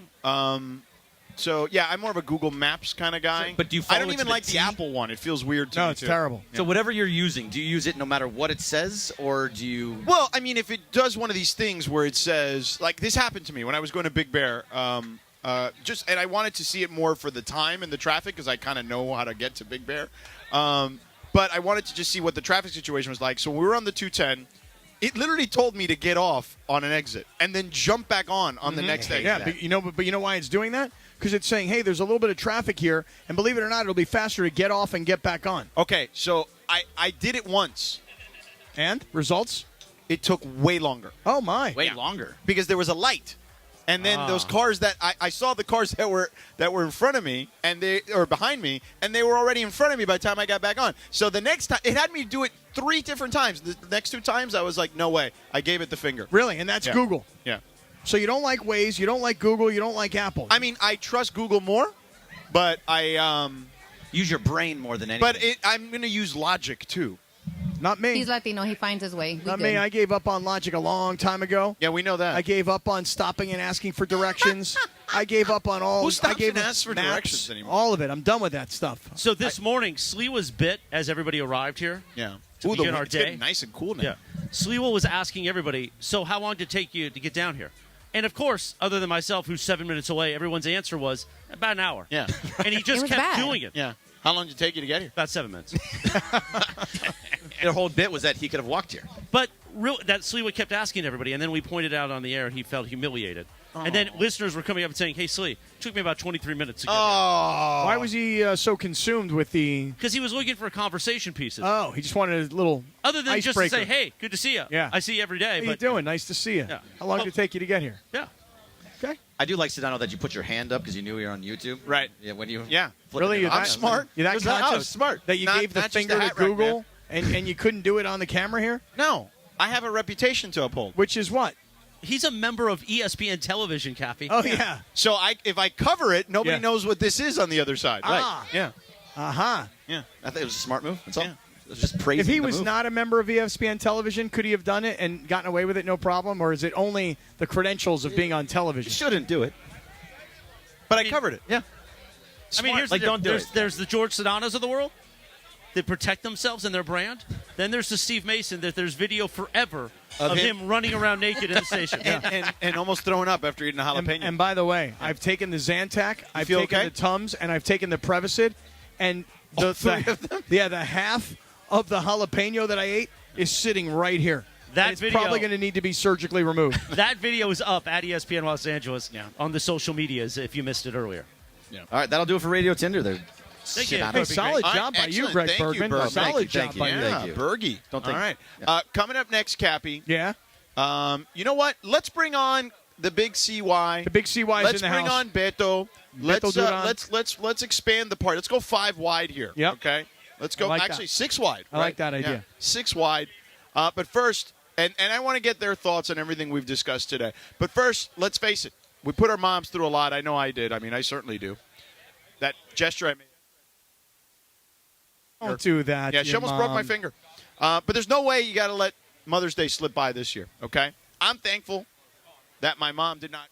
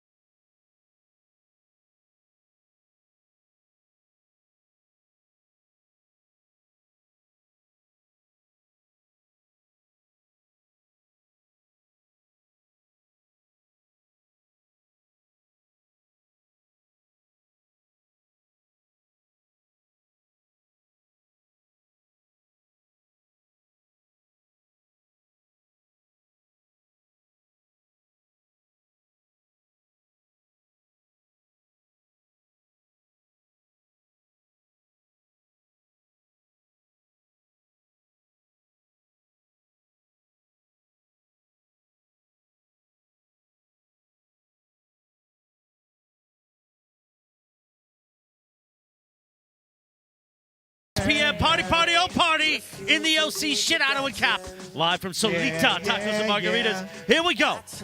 By the way, I want to apologize. Sedano's been waiting 4 minutes for water. And a star of Sedano's level, the fun and games department, Tommy over there, they should have water ready for Sedano when he asks, right? No Gabby? doubt, no doubt. This isn't Scott Kaplan No. asking for water. In fact, I've been afraid the entire show to say, who do I have to know around here to get a glass of water? This isn't Clinton Yates asking for water. TV's Clinton Yates. This is George Sedano asking. Mm-hmm. Turn his mic off, Clinton. Everyone keeps turning your mic off. It's that one. That one is yours. There we go. Excuse me. Now I'm a little loud. Okay, there That's we are. okay. Hi, guys. How are Hi. you? It's good Hello. to see you. Clinton Yates co-hosts the Blue Review with Corporate Greg. I know. You Yeah. can find that on YouTube. Right. Just search ESPN LA, and then you can watch. How's that going? It's going well. Today was an interesting one. Okay. We fought for the first time. We had a little bit of a disagreement Oh, really? over something that that I happens think, with me and Greg all the I time. think was misconstrued. We disagreed and, earlier. You know, others on this station took a couple shots. By the way, I wrote down. Others? Who are these others? Who Well, took everybody shots? agreed Let's with, go. Let's just with Greg, right? name names. Yes. Who are the Based others? in Ireland. Who else are we talking about? I did not tell them who took what side. I was listening, and we discussed the matter of today of whether or not this series was bigger for one team or another, the Dodgers or the Padres. Right. And what I said was, to me, the reason why it's bigger for the Dodgers is for all of the reasons I was told that the Padres were not as good as the Dodgers in the last 2 years. Right. Which is, last time I heard, the playoffs matter more than anything. And last time I checked, that's the big deal. And last time I checked before that, the Dodgers lost to the Padres in the playoffs. And so I said, by your own logic, if the last thing that mattered is the only thing that matters in terms of what the standards are, well then, if this is the first time they're facing off since then, Cappy, why is it not more important for the Dodgers? So wait, you, Bergie, you think that the series this weekend, Padres-Dodgers, by the way, yes. The answer is yes. For anybody that wants to know, where will you see me tomorrow at the Padres-Dodgers game? I don't think anyone was asking, but okay. Everybody I might wanted go down to know. on Sunday, sidebar. Okay, good. Might go down on Sunday. You think that this series is bigger for the Padres than the Dodgers? Correct. Okay, and why so? Tried to laugh me out of the room about it, too. I did because it was kind of silly. Tried to. But because when it comes to the Dodgers, what happens in the regular season means absolutely zero. As long as they make Wait, the what playoffs, happened it the doesn't last matter. time they played in the postseason, though? Just remind me. But I mean, that was in the past. I Okay, don't know so what we're talking about so here. okay, We're so talking you're about, I'm not talking allowed about to a series reference the that's past. happening right now. Hold on, you're This not is allowed a to series that's reference- happening right No, now. just This is what it was on Greg, the air. Greg, Like, hold if you on. want to go hear Just this on to your- YouTube, Just to you your can. point, if anything that happened in the past is off limits, then what We're are you talking basing about this a series on that's right happening now? in the regular season. Okay. And I'm saying nothing in the regular season matters for the Dodgers until the postseason. So nothing matters So in the But postseason. for the Padres, What happened in it the does last matter postseason? because they're supposed to be the best team in the National League West this year, all the way through. So No. losing to the Dodgers Random now would predictions actually are hurt not them. The point. Results are the point. What you guys talk about in your basements has nothing to do with the reality of what happens on the Why do we even own a baseball basement? just We're not got on the East personal. Coast. There's no such thing as a basement on Just the West got Coast. personal. You're from the East Coast. That's where they have basements. There's none here. Whoa, that's I didn't low have a blow. All right, so hold on. What did that even So make as far as you needing to know how the podcast is That's how going, it goes. That's a great podcast. You don't need to go listen to the podcast. No, You no, just no. got it We right want here. you to listen. No, No, we do. Please do. We do. We do. That But was that a was- shortened that was- version of it. It was My very thing is good. this, Cappy. My thing I is liked this.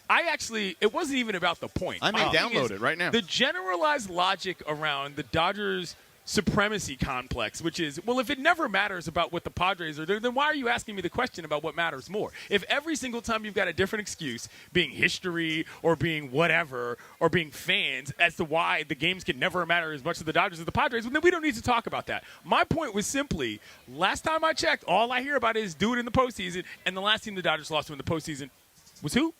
It was the Padres. Right. We So- didn't bring up, Okay, we didn't bring that's up the all I'm Padres. saying. All right, so what do you think, George? I mean, these are two guys that are battling it out on a podcast. I They mean, I both think have- It's on YouTube. It's not a podcast. Yeah. So wait, so what do you call that? It's a then? video. Video cast. cast. Oh, you're calling it a video cast now? Vodcast. Pardon Or a me. vodcast. Vodcast. Ooh, I like that. Didn't mean to knock anybody here. Yeah.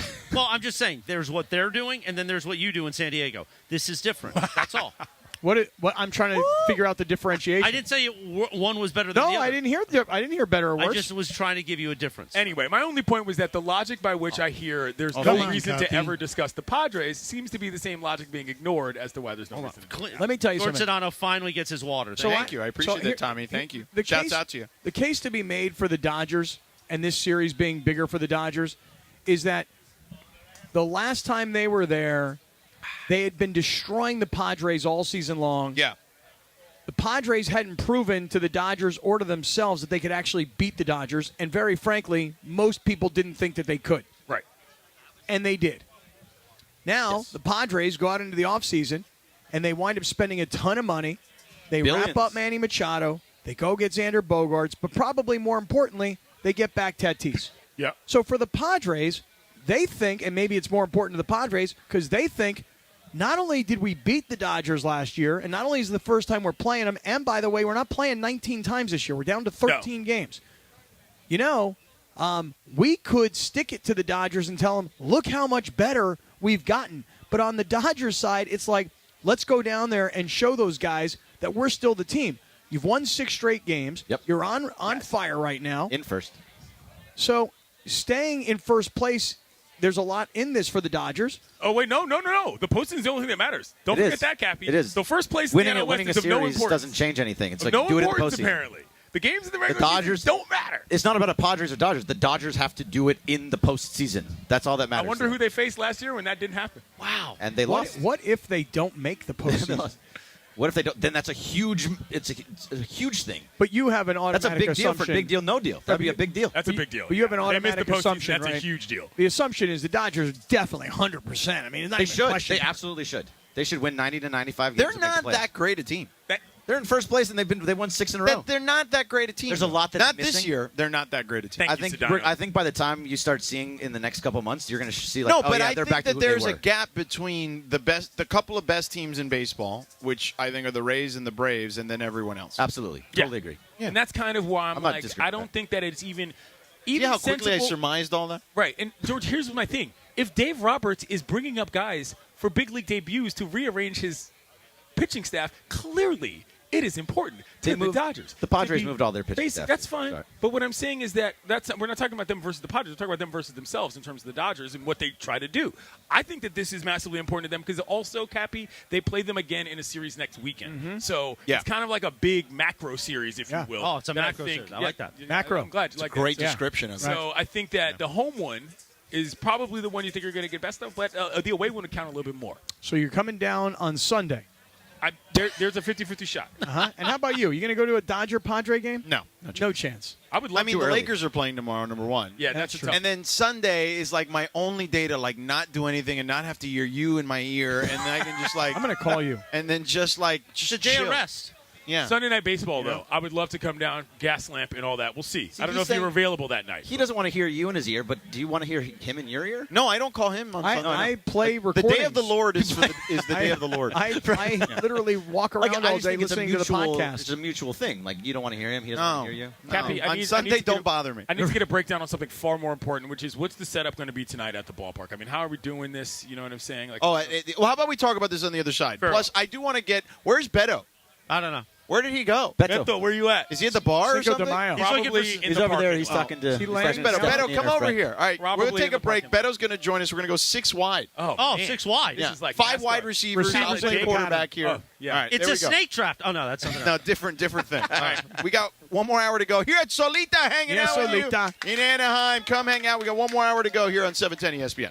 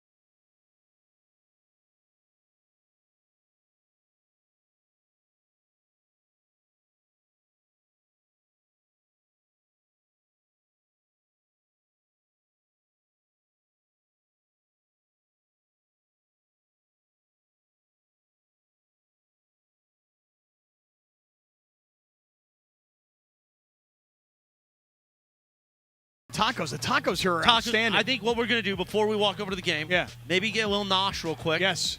Have some Dos Hombres. And then walk over for Angels Baseball, thanks to our friends at Coors Light, proud sponsors of Angels Baseball. Meanwhile, I know we're about to go 6 wide here in a moment. Oh, yeah. Are we doing what you need to know? Yeah, we are. I need Texas Sedano for this because he's going to understand it just a little bit. Sedano So Cappy won't understand. He will understand it, No, but he won't. Sedano will understand it more. Sedano left. Sedano decided he's done with the show today. That's fine. I'll still read it anyway, and let's see what we get out of it. Well, what you need to know is made possible by Morongo Casino, Resort and Spa, good times, less than 90 minutes from wherever you are. How about that? Oh, nice Sedano's- job. That here was, we go. that was a very good read. I'm just Sitting in It for wasn't a read. That was the thing. Sitting in for producer Lindsay this afternoon. Take it away, Corby Craig. Thank you, Morales. All right, so we know that Joel Embiid won the MVP, but during his MVP speech, he shouted out a former UCLA star for the reason that he is even in the NBA at this point. Luke Richard and Mbah-a-Moute, also from Cameroon, was kind of a Pied Piper that helped Embiid on his way to Kansas, and Pascal Siakam also followed in those same footsteps. So love hearing a UCLA hero still getting mentioned years later. By the way, Mbah-a-Moute is now a player agent with CAA with a focus on Africa. So a local UCLA guy, getting shouted out by Joel Embiid. I saw that. I saw that story, and I know Ireland's told that story before on your show too. That Luke talked about how Joel was a very reserved kid, which is funny now when you think about how he literally likes to troll everyone. Right. You remember those old videos of Joel when he played high school basketball Yeah. where he looked like a baby giraffe who could barely get it to the rim, and wild. now he's got MVPs? It's pretty remarkable. It is wild. It is pretty wild. It's an incredible story, and it's a great story to tell if you're the NBA, I think. I agree. When you think about the way they've expanded internationally, if you can make the case that, at least 4 of the top 10 players in the league are international players. Last 5 MVPs, right? Yeah. Luke Richard was a real cool guy at UCLA. I covered him. Him and Alfred Aboya were from Cameroon. Yeah. Aboya said he wants to actually run for president. And Luke Richard, he's making a lot of inroads in NBA Africa with the players coming over. BAL. Yeah, he's a player Huge agent with with CAA now. Yeah, he's making good dude right there. That Perkins voice you sounds hear- like he wants to work for CAA. He keeps mentioning CAA all the time. That voice you heard before was Beto Duran. Hey! The Cisco The Kid. Cisco Kid. Are you Hey. ready to go 6 Hey. wide? Let's go. 6 wide No, right now. 5 wide because This I'm is the quarterback. You're on the offensive line, Morales. You're I'm not the split out. damn You're not dog. split out. Okay. You're You're not a split Well, no, out. look what you Listen, got. you're not an eligible H-back. As long as I got Sedano, He's the tight I'm end. always protected, baby. You got the very speedy Clinton Yates out wide. Oh, wow, I'm going to be a speed guy. I could be a possession guy. You could be, He's a but slot based- receiver. Yeah, but yeah, but look upside at guy. this group Lot of right here. upside. You look like Yeah, you got sure. the best chance He's to got- be the he's got speedy legs. wide Yeah. receiver. Why can't he right? be the kicker? He's the smallest guy here. Wow, that's funny, guy. Well, I mean, because No, you actually I mean- have someone who was a kicker. I was going to say, like, that's Yeah, I a little mean- close. No, because Cappy's making the race bait, Race? Enough. We're in the 5 I mean, he wide. called It's the me Texas Husky, Tech. so- Really? You know what it is? It's the offense of the guy who just came to USC, your boy Cliff. Right. 5 wide. Oh, yeah. There I you was go. looking at you as a nice tight end. Yeah, You know? I am. Botox. Oh, I thought I was. I'm sorry, what? Oh, man, Morales. And then this is my little Julian Edelman right over Yeah, here. there you go. Right here. Put me in the slot. Put Make me a in the Jewish slot. joke there? Is that what you That is did? very much Oh. what it is. I mean, What Wow, are we doing? my What are we gosh. doing? What are you doing on here? At 6 o'clock on Friday. I mean, what are you doing? I mean, he's short, Shalom. like Julian Edelman, And- like in the slot. Yeah. You know? Well, it is. Yeah, I'm sure that's why you said that. Danny Amendola. Yeah. All right. Come on, Cappy. Such a great drop. Pepe. Such a great drop. I mean, Wayne Corbett over here. Yeah. Wow. Oh, careful! not Don't Jewish, don't is tell that don't say that name in front of Keyshawn. Yeah, that's true. So do I hike it now? Or Yeah. Like that? Clinton, no, George, put I your know hands what you're under doing. that. You're it's bending okay. over. Put your hands No, under you For those told of me you I was not on. watching You said on I the- was the center. I know. I said you were an offensive lineman. I Yes. did not say. So did I'm not say protecting the center. Sedano. He's not protecting Is he me. a guard, got his left blind tackle? side. Left I got tackle. his You got my blind blind side. You're side. Anthony Munoz, all right? Let's go. Right. Yeah. Let's go. All Time right. for 5 wide. Yeah. Let's talk about the Lakers. Let's get back to the Lakers for a second. 1st and 10. Oh, there's That is bottles violent. flying around. Things are I was trying to hit the top of his head. Bottles start flying about Wow. the VIP. It's dangerous as they around used to here. say on rap songs. All right. What's Clinton up? Yates, How the much Los have you Angeles guys Lakers. drank? Yes. A lot. Not enough. No. I'm listening. A lot. Clinton Yates, the Los Angeles Lakers. What was the biggest problem yesterday? Tell him the truth, Clinton. They look like a tired basketball team. They had a rest advantage in the first series because they had longer periods between games than a lot of these teams did. Now that they're in a back-to-back-to-back situation, if you've got LeBron and AD running around the perimeter playing defense, you've got a different team in terms of what you get second, third, fourth quarters down the line and how they're able to execute both sides of the ball. I think this team is going to have issues with, I don't want to call it conditioning because at this stage of the season every team is a little bit tired, but they're older and they're injured and not injured, but they have been they've had hobbled. injuries. They have been hobbled, correct. And so to me, if the Warriors can get that wheel rolling, just in terms of how fast they move everything, guys who are guarding Steph can never stop moving, it's going to be really hard for the Lakers, who I think who have a slightly more stagnant offense and sort of build to their sets, to keep up with them. It just really is. What do you think, Beto? That second half, I bet the Lakers first half, so I made some money on that. Nice, good for you. Yeah, because I knew the Lakers were going to be gassed in the second half because they were going to come out with too much effort, too much energy. Then what are they going to do to sustain that? Because Steve Kerr is going to make the decisions to figure things out. Also, Sedano, you know this better than anybody else. The Warriors are not scared of LeBron and the Lakers at all. They're intimidated. Like, go ahead, cute, your little runs, fine. We know we're going to come out here. We know the dogs. We know we've been here, done that. It looks like a Laker team that is going to hang around, but they're not going to close anything, man. This is reason that I took the Warriors in 6 because I don't think the Lakers are going to be able to hang with them, especially – look, Anthony Davis is Anthony Davis. He's great, but at the same time, you got to have the whole sustained ability from the Warriors, which is a team that was like – remember the Lakers when Kobe and Powell, they had that switch? Yeah. They always say, we didn't have that switch. The Warriors got that switch. They got that attitude like, dude, if you need me to throw 30 right now, let's do it. AD and LeBron had the switch in 2020. Yeah. Sure. And it's 2023. What have you done for me lately? Right. All I know is this, is that you look at the Lakers and you say they're tired. And I agree that they definitely had the advantage in Game 1 with more time off. But when they come home, I still think they're going to wind up doing what they did in Game 1, which is bullying their way to the basket, not trying to get into a three-point contest. I agree, and I'll add on to that quickly. I think the best place for LeBron James in this offense is somewhere closer to the post than I think it is on the outside, because you've got to have those guys on the outside producing anyway. And if you've got LeBron running up and down trying to be a perimeter guy, I don't think that's sustainable. But here's the thing. As a product. After Game 1, we were all talking about the Lakers as being real championship contenders. In fact, LeBron had this conversation about Anthony Davis and his jersey being retired in the rafters. And we were talking like, yeah, of course that's going to happen. George was like, yeah, of course, 100%, done deal. Me, I'm like, no, I don't really think so. And so it's like Game 1, they win. Anthony Davis plays great on both ends of the floor. You get contributions from your teammates, and we're all talking about making a championship run. And after getting blown out last night, which is probably what most people expected anyway, now we're kind of back to, they're not very good anyway. No. That's not what I'm saying. What I'm saying is that I think the adjustments that Steve Kerr, who in my opinion is the best coach in the NBA, made for Game 2 exploited one of the biggest weaknesses of the team. I don't think that means the Lakers have no shot to readjust and probably get better, Greg, in terms of some parts of their backcourt or maybe even some of the deeper guys in the rotation. But the point is, they all ride on whether or not AD is at the top of his game. And that's the thing. There's a cut off the head of the snake and your rest dies kind of element, Bergman, that I think is more major with the Lakers than it is with the Warriors. Yeah, I mean, AD has to be able to get inside and really start bullying guys. And it really comes down to Draymond Green, where he's going to be up against Draymond Green for most of it. Yeah. He needs to get fouls on him early and make Draymond make mistakes or try and get into foul trouble, try and get a technical foul out of nowhere because he can become that type of person. I just think what the Lakers really need to figure out is how to guard the three a little bit better, because this entire Warriors team, 20-plus threes both games, despite the fact that the Lakers were really good in Game 1, they still were hitting a ton of threes and were right in that game. And Game 2, they just shot the lights out. Are we sure the Lakers are the better team? No, they're not even close. All of these teams took You're talking like they are. That's why I'm asking. Max effort for Game 1. I mean, no, the Warriors are the better team overall, but because you have guys like LeBron and Anthony Davis can take over this series, and he can win this series basically by himself if he plays like he did in Game 1. I don't know about by himself. No, but I mean, like, it has to run through him. I think everything has to run through him. And so what we saw at the beginning of Game 1 was that LeBron took over for most of that first half. He was taking threes. He was hitting his threes. He was taking the ball to the basket. He had 20 points, I think, in the first half, something around there. Game 2? No, sorry, Game 2. I apologize. Yeah, Game 2, LeBron took over. Good catch, nice catch. Thank you. But I think Anthony Davis needed to have the ball more. You still need to go through Anthony Davis there. I had to wake up this morning and watch the game again. I watched it this morning for the second time. You watched the game a second time? No way. You didn't watch it. You did not review the game. Nobody believes that. Listen to me. No, he did because he knew he was going to be here. I did film review.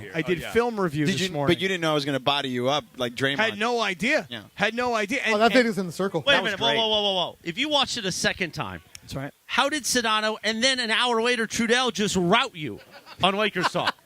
What are you watching? Doesn't mean his argument. I totally disagree, by the way. Oh, my God. I think everybody listening sees it my way more than they see it That doesn't Sedano's mean it's way. right. They beat you down. Doesn't mean it's right. Happy, I'm over there getting If we outed. sat here and just worried about what the masses think, we'd all be sheep. You know what I'm saying? Sedano is blaming Darvin Ham, and I'm saying that Anthony Not Davis. just Darvin Ham, but the coaching in general. I heard that earlier, but I don't game think it's plan. a matter of blame. You're going up against Steve Kerr. Like, dude, Darvin Ham is a new guy, Yeah. for lack of a better term. The whole reason why Steve Kerr and the continuity of the Dubs matters is that these kinds of things, not that big a deal, like game one losses, because you can bounce back because you know your roster and you know your squad. That's the thing. I don't know that it's a mistake. It's just that he's still learning in ways that Jedi Masters like Steve Kerr have already clearly figured out. Yeah, he's like Obi-Wan Kenobi. Steve Again, Kerr. my feeling on Darvin Ham's coaching style is he's a motivational coach. He may not be the greatest X's and O's guy or adjustment guy. If I were him, Well, that's not good for this time of year. well, I'd make it. Well, no, He made the right But here's the decisions in thing: game one. you got to know your strengths and weaknesses. This is when, if you're Darvin Ham, this is how you coach going forward. Yo, give me the clipboard. Bring it over here. I've heard this bit. Now, LeBron, take over. He's recycling Not the bits same already at 6 story. o'clock. I'm giving you the He same said thing. LeBron take over. Right. LeBron. Right. The only thing Hey, LeBron needs to 38 take year old over guy. is whether or not Patrick Beverly and Westbrook get rings or not. That's the only We're not decision even he needs to be that making. Bring me the clipboard. Here, LeBron, write the play down. Stop. Here, Yo, LeBron, what should we So do? disrespectful. No, it's not. Yeah, You it say is. he's terrible. You I didn't say say his that. coaching He staff did. is I didn't say terrible. that either. Did you think he did a good job in game one? Solid. He was calling timeouts when he I needed to thought you call watched timeouts game to one stop 3 runs. times. You watched No, I only watched it once. I only watched it once. I only watched it once. And Game game two. two, making sure. Game he did two. the I same did type Gave of him, thing. listen, when we did our coaches, we did coaches grades the other day. I gave him an A- for game one. Yeah. I gave him an Solid. F for game two. Right, because he tried to do the exact same things he did in game Yeah. one in game two, Adjustments and were you have lacking. to adjust, and he didn't You adjust. have to at this stage of the season, you have to play three-dimensional chess. You have to go, what's the obvious adjustment for them, and how do we counter that? You can't just go in and say, oh my God, they did the obvious adjustment, and now we got to try to figure it out. You can't do that. Three-dimensional chess? As opposed to two-dimensional Well, chess, Cappy which is hasn't a even- different game. How about four-dimensional Different chess? game. Cappy hasn't even opened the checkers box. No, Yeah. no, Yeah, it's yeah. still in the plastic. Yeah. You know, I haven't He's taken playing, the pieces he's playing out. backgammon. I love the way we just Yeah. hate ourselves. 3D chess. Yeah, it's a bit. I don't know what 3D chess is. It's different. You don't from know what 3D chess 4D chess, then. Oh, really? How about that? I don't know. 5G? How about NFT chess? Yeah. What? NFT chess. What about sighted chess? What do the sighted people say? That's a good question. Are you polling them? Good question. Are you polling them Are we right now? polling? I wonder what they're thinking. I'll find You out. should know. You're the owner. I thought know. you were the guy that had that on lock. Well, but I was too busy watching the Lakers game Oh, back. right. While I was Ah, studying fair film. enough. Fair You're enough. too Getting busy bodied finding by out. Joe Yeah. By the According to way, Chris. the difference between 3D chess and 2D chess, like you play on your computer, is that you can see your opponent and you can react to their actions. Hey, way That's too what much 3D chess information is. right now. Yeah. You're welcome. All right. Well, I don't right. play chess. Come on, Like, Cappy. look Neither at do your I. bartender. Come on. That's how I know Cappy. that. Yeah. All right, coming up next. You gutless, Cappy. I thought that was a compliment. I By told the Mike way, just Trudell for he those was of you gutless. all He who got are offended. not watching, most people have done hoodies at this point. The Yeah. temperature is Yeah, it's dropped dropping. Yeah. by a Nice. good 10 degrees since I got here, which is a factor for the baseball game that I'm excited to be at. Yeah. Coming up next, there is something I wanted to get non-Lakers related. I know we've been very Lakers focused today. That involves this whole Milwaukee Bucks thing that could include the Clippers. So I want to touch on that for a second. Let's get to that on the other side. Plus, big deal or no deal coming up. And dealer's choice still before we get out of here. Solita, we are here in Anaheim hanging out with you. We're back in a moment here on 710 ESPN. Yeah. Yeah.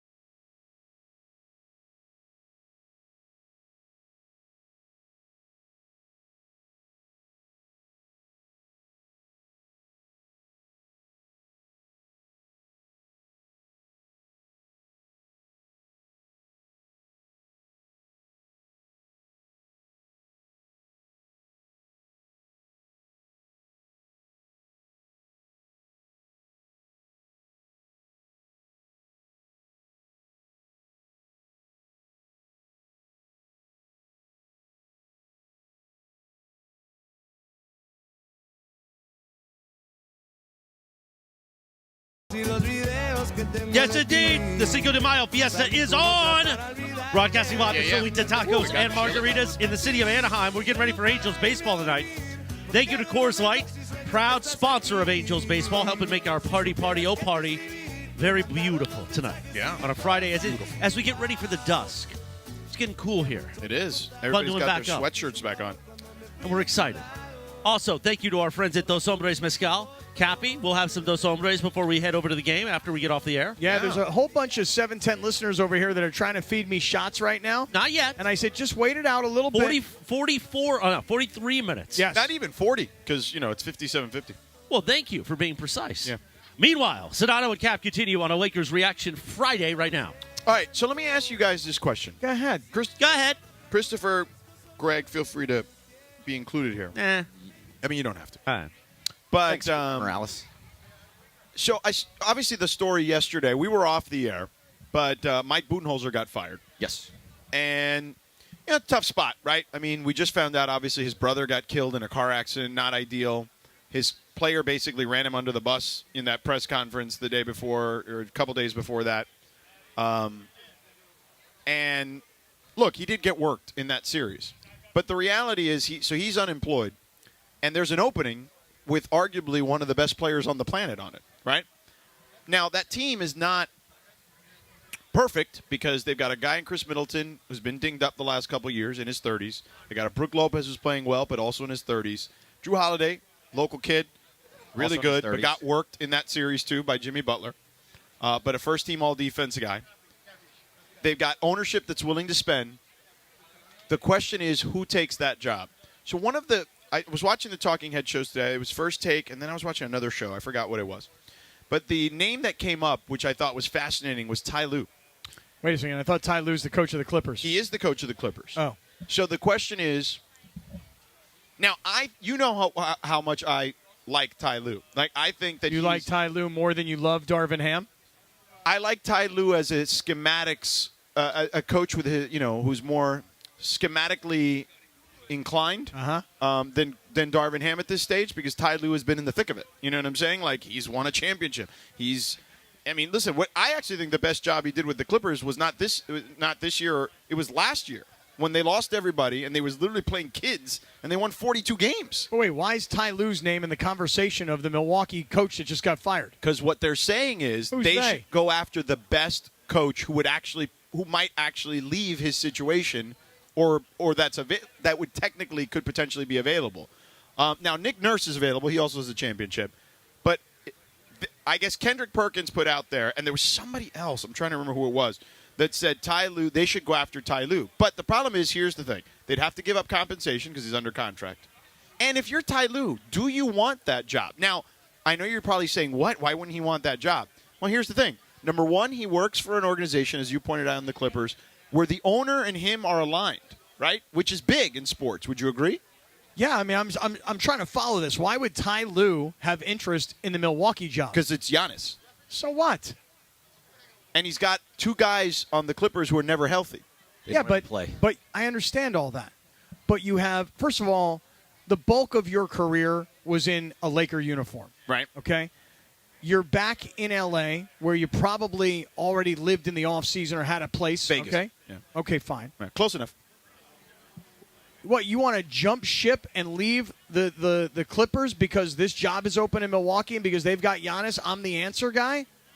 I mean, I just look. There was a coach who recently in the NFL left the team and they got compensated. Oh, it was Denver. Denver got Sean Payton. Yeah. And they had to give up compensation to the New Orleans Saints. Right. But Sean Payton wasn't working for the Saints at the time. He was their property, but he wasn't working for them. So he didn't leave them to go to the Denver Broncos. This notion of Ty Lue leaving the Clippers to go to Milwaukee just seems very far-fetched to me. Well, people are putting it out there. And when people put it out there, I always wonder, why are people putting it out there? Like that, I mean, I don't know. It just kind of sets my radar off is the way I would describe it. But I think that if I'm Ty Lue, let's say they do come calling, hypothetically. Okay. Let's say the Bucks come calling and they say, Ty, we want you. We're willing to trade a first-round pick for you, which has happened in the NBA. It happened for Doc Rivers. As a matter of fact, with the Clippers, actually. from Boston when he went from Boston to the Clippers. And Ty's like, I don't know, man. Me and Ballmer were cool. He's got my back. He's got a brand new arena opening that's going to be like the most technologically advanced arena on the planet. You know, I'd like to coach there. Tossing money around. It's easier to get. Right. It's easier to get free agents here. But on the other side, he's got one of the top 3 to 5 players at worst in the NBA in his prime, who's always healthy for the most part. Granted, he got hurt in this series. Missed but 2 games in this series. I get it. And but I mean, the guy's durable as durable. I'm not saying he's not, but I mean, do you not think that missing those 2 games impacted that series? I As don't a number know. 1 seed was knocked out by a number 8 seed? I still think the way they got worked, even when he was healthy and in the lineup, it makes you wonder. Maybe they do still get worked. Maybe not in 5 games, but they might still get worked. Nobody thought they were going to lose in the bubble to them. So Spoelstra kind of has the Bucks number just in general. They know how to guard Giannis. They do. Well, but again, anyway, going back to Ty Lue, yeah. They like.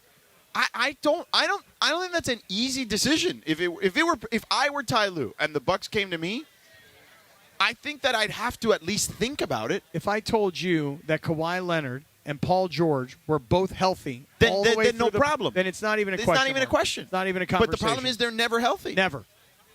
And by the way, they're never going to be healthy. Right. Especially Kawhi. Just the same way we all looked at Anthony Davis this year and we thought he'll probably not be able to make it through the season healthy.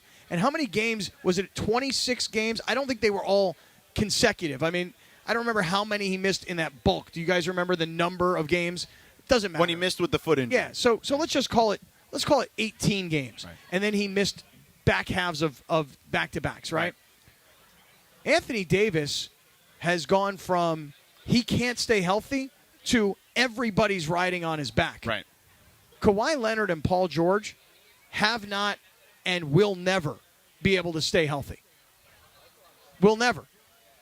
I mean, at the very least, Kawhi, I would agree. Yeah, Paul can, but it hasn't been happening recently. Yeah. I mean, that would be like me saying to you guys going into the playoffs, hey, make a prediction. You think Chris Paul will be healthy throughout the playoffs? No, I think Paul George is different than Chris Paul, though. I mean, he's been hurt so much in his career. Yeah, but a lot of it is just like weird injuries. It's not like, I mean, granted, he had the one catastrophic one, but I'm talking about post that, it's always been like this weird stuff that's happened to him. It's not like that catastrophic injury he had with Team USA, which the fact he came back from that is incredible when you think about it. Bergman, if you were Ty Lue and that scenario was presented to you, wouldn't you have to at least think about it? Of course you have to think about it. I think, though, that he's probably and would be smarter to stay here in Los Angeles because of what he has around him. Right. Ballmer and the new stadium, like you were saying. Well, Ballmer's always going to want to push and keep going. But he's one of the best coaches that there is in the NBA, schematically, like you were saying. So Ballmer's not going to just let him walk away. And let's just say Milwaukee says, look, we really want you, okay? And we're willing to pay whatever it takes to get you. And I'm not just talking about giving compensation to the Clippers. I'm talking about paying him. Yeah. What are they going to do? They're going to pay him more than what Ballmer's going to pay him? Yeah. And Ballmer's going to be like, oh, go ahead. Leave. I don't mind. Just leave. So about 45 seconds ago, Sedano gave me a look. I was across the room out here, and he gave a look like, please come over here and do a bit or something. Help save me from Cappy's. Save me. Just talking in circles. Yeah. Or not save me from Ty Lue is going to leave to go to the Milwaukee Bucks conversation. And now Sedano just dropped guacamole on him. You dropped guacamole on yourself? I mean, we can't take you anywhere. I mean, what the hell happened? I didn't even see you eat something with guacamole. You got any wipes around, Cappy, that you can get? I don't have any wipes, but here's a napkin. You want me to spit on it? No, I got it. I'm good. That's a drop. I got this. Oh, you got a nice Clorox thing. You don't want me to spit on it. I just think it's going to be something. I just think, thank you, Mama Granderson. I just think it's one of those things that when it gets put out there like that, there's some smoke there. There's something going on there. Like, they're going to talk to him. You would think that Ballmer and the Bucks are at least to his agent. Yep, they're going to speak. I don't think you have a once-in-a-lifetime generational talent like Giannis. You have to unturn every stone, man. And especially with having the guys that you have on your team that are just never around and never being able to, you're not going to get much further than you're going to get this last year. Yeah. First round, second round is basically what you're looking at. So what that would make Ty Lue to coaches what Kevin Durant is to players, where you just kind of leave and go and try and join something that's almost already What are you built talking for a about? He was in championship. Cleveland, and then that was kind of it. I mean, yeah. I'm saying, like, if he leaves... And he was the and interim goes that to got promoted to the head coach. No, but if he leaves and goes to Milwaukee, hey, I'm leaving you guys because you can't stay healthy and I don't want to coach you guys anymore because there's a but they'd fire generational him? talent. I mean, they haven't in this case, but a lot of places, they just fired Mike Budenholzer. He's won a championship. I understand 2 years that. ago. Right. That's Cleveland fired Ty Lue after 6 games. Why do I want to go coach for a team that just fired their coach after winning a championship 2 years ago? That's not an unfair argument either. But what I'm just saying is, money talks. Steve Ballmer's not being outbid. I would agree. But also, are you closer to winning over there? I just don't think it's. I think it's worth. If it were me, I'd be like, let me think about it, and then just figure it out. It's not open and shut. There is a lot of thought that has to go. Yeah, it's not open and shut, Cappy. No, it's now not. you know what it's is not open or and shut right now. Is that big deal or no deal is next, and you got to tell the fine folks about your friends at Yamava. I would love to. Yeah. Yamava.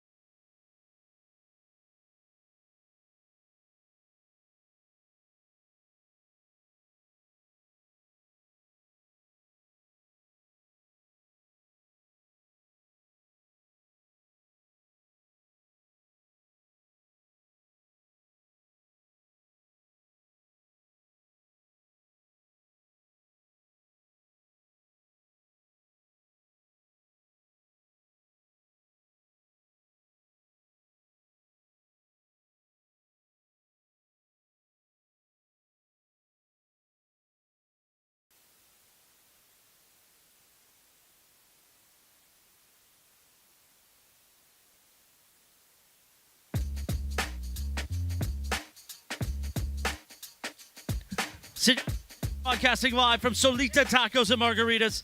We are getting ready for Angels baseball, Cappy, right? Yeah. Hey, I can't wait. We should have put the game on the station because we have obviously an affiliation with the Angels, and we could have asked them to put Cappy in the booth for an inning. Oh. That'd be fun. Wouldn't that be good? I don't think the Angels are allowing many outsiders into anything right Is now. Cappy an outsider or an insider? I don't know. I mean, I think it's anybody that's not directly paid I'd be by very them. positive. I would have been very You positive. have to be super positive. I'd be ultra positive. As positive as positive. You know can what? be. You can be like Pitbull and turn a negative into a positive. 100%. Yeah. I like that. You got to spin it, homeboy. That's right. It is Like time. Pitbull. It is time for Big Deal or No Deal. Sitting in for producer Lindsay. Take it away. Oh no, I did. Take it away, Sedano, and then you. All right, take it away, Corporate Greg. Thank you, Morales and Sedano.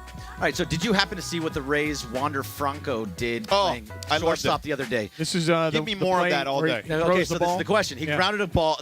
A ball came to him at shortstop, and he had enough time to flip the ball into the air, catch it, toss it over to first base, get the runner out. I loved it. Wander showboating a bit on a defensive play. Like that is a big deal or no deal. No deal for me. I mean, it was a big deal for everyone. Here's what I love is that the majority of the reaction was that was awesome. Yeah. And it's starting to, Clint Yates is somewhere around here. The big CY. I President would say of the handsome man community. the old heads in baseball. Oh, he heard his name and he's running. Oh, yeah. He actually is legitimately Baseball, running.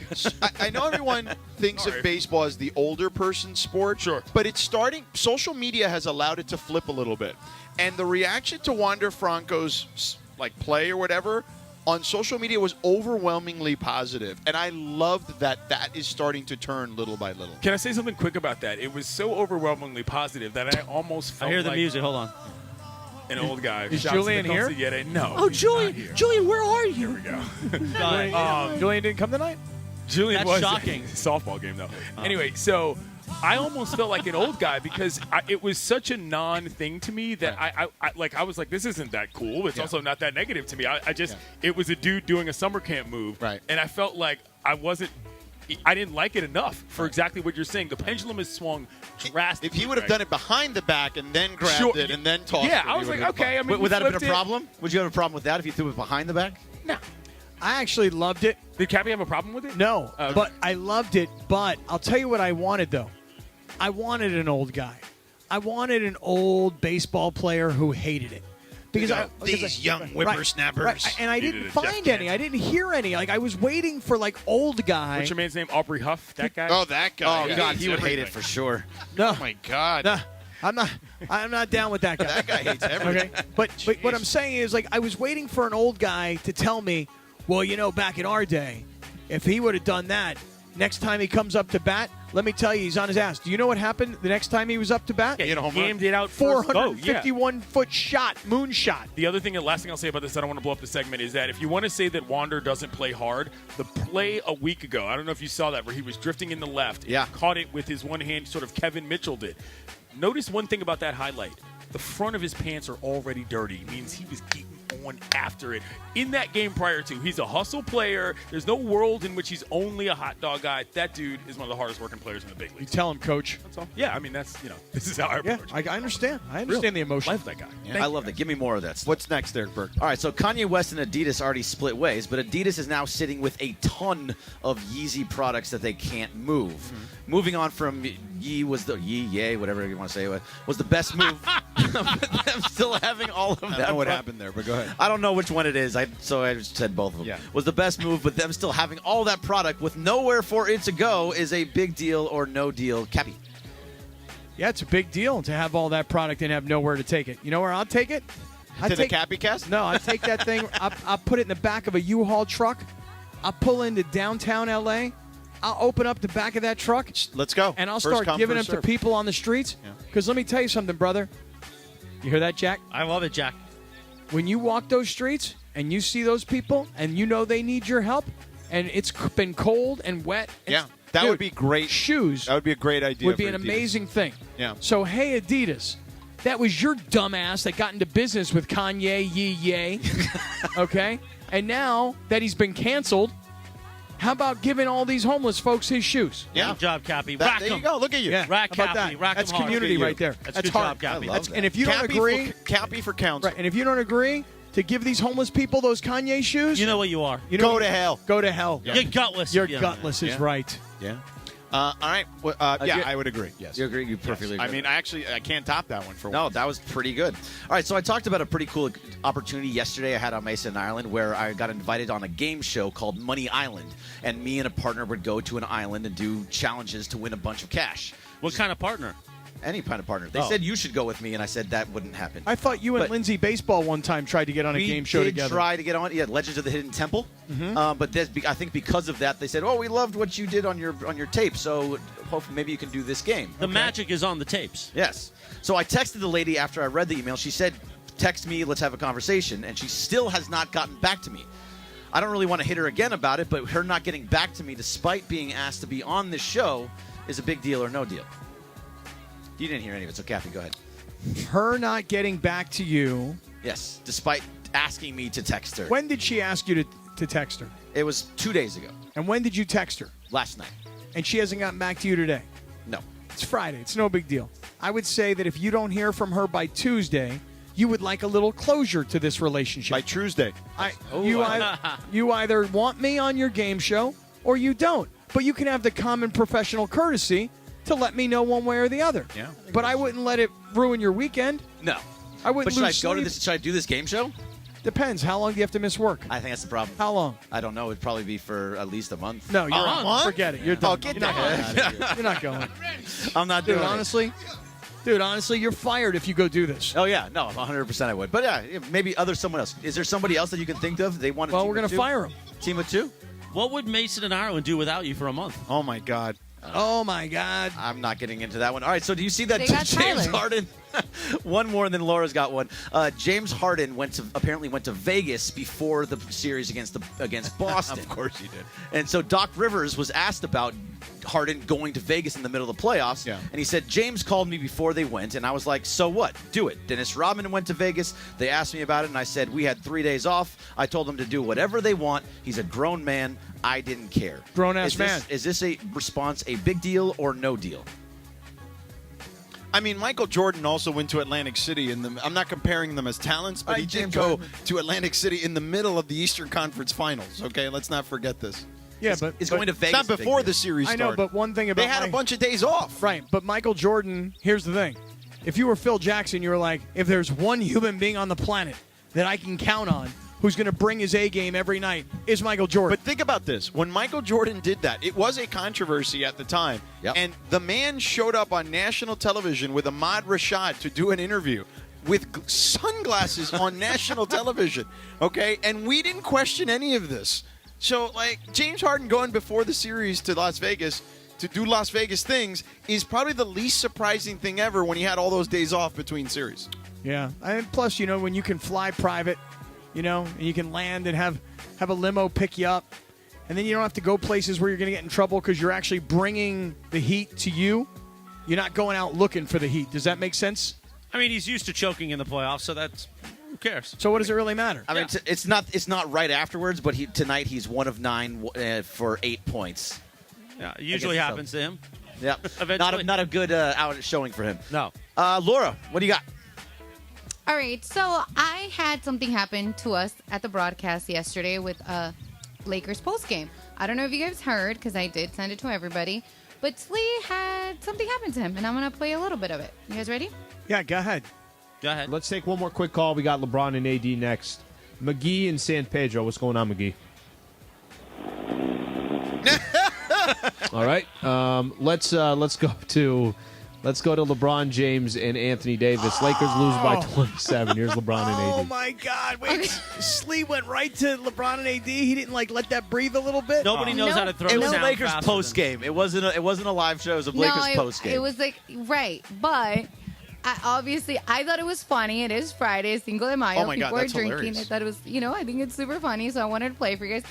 But do you guys think it's a big deal or no deal that this caller fell asleep on Slee? Listen, when I worked, the first place I worked with Christopher and Bergman, I used to work late overnights. The right? third shift. In my 20s at Fox Shit Sports out on the Radio. third shift. And there was, for sure, there had to have at least been an occasional happened. person that happened to. It happened more often than I'd like to admit. But Right. yes, it did happen. That we put someone on the air and they were totally asleep. Yeah, they would snore just like that. Right. Like, if it were me, I would have been like, wait a second, though. I don't want to get rid of this. Yeah. I don't want to move No, on we to would do LeBron that. and We would AD. let them Yeah. go for We would have, Right. but Josh it Gears was would to Greg. put drops all through him. Yeah, we Right. did a good job Yeah, back then. Laura. We would, not that Slee didn't do a good job. I shouldn't say that. It sounded like you said that. But It's we would, exactly what he said. we would do, sorry, Slee, I did It's just say like that, Darvin Ham. Terrible. Yeah. Horrible. Slee, you got to let that ride for a little bit. No, Is it but the local Lakers postgame? Yeah, it was Yeah. local. Yes. If it was the Yes. local, then who cares? Come on. That's I funny. think because it was that, he didn't let it just kind of breathe. But I would have Sounded like loved you panicked for a little him. bit. Yeah. I mean, he threw I to would have sound. loved for him. He threw to sound quicker than John Ireland does in Supercross. So I'm here, folks. Anyway, Oh man. All right, that'll do it for a big deal or no deal. All right, Cappy, you know what's coming up next? Tell me. Dealer's choice. Now, do you want other people to participate with Dealer's choice? Yeah, I want Beto Beto in. Dudan? I want Beto in. Clinton Yates? I want Clinton Yates, the president of the Are we Handsome going Man 5 community. wide again? We're absolutely All going right, 5 wide. All right, you're the quarterback now. Okay. Oh, All right. Yeah. I'll be your center again. Don't worry. Final segment coming up with Cappy's Dealer's Choice. But first, let me tell you, Cappy, what's my second home? Is it LAX? Of course it is. Nice. You know that. I mean, LAX, man, the changes are happening at Los Angeles.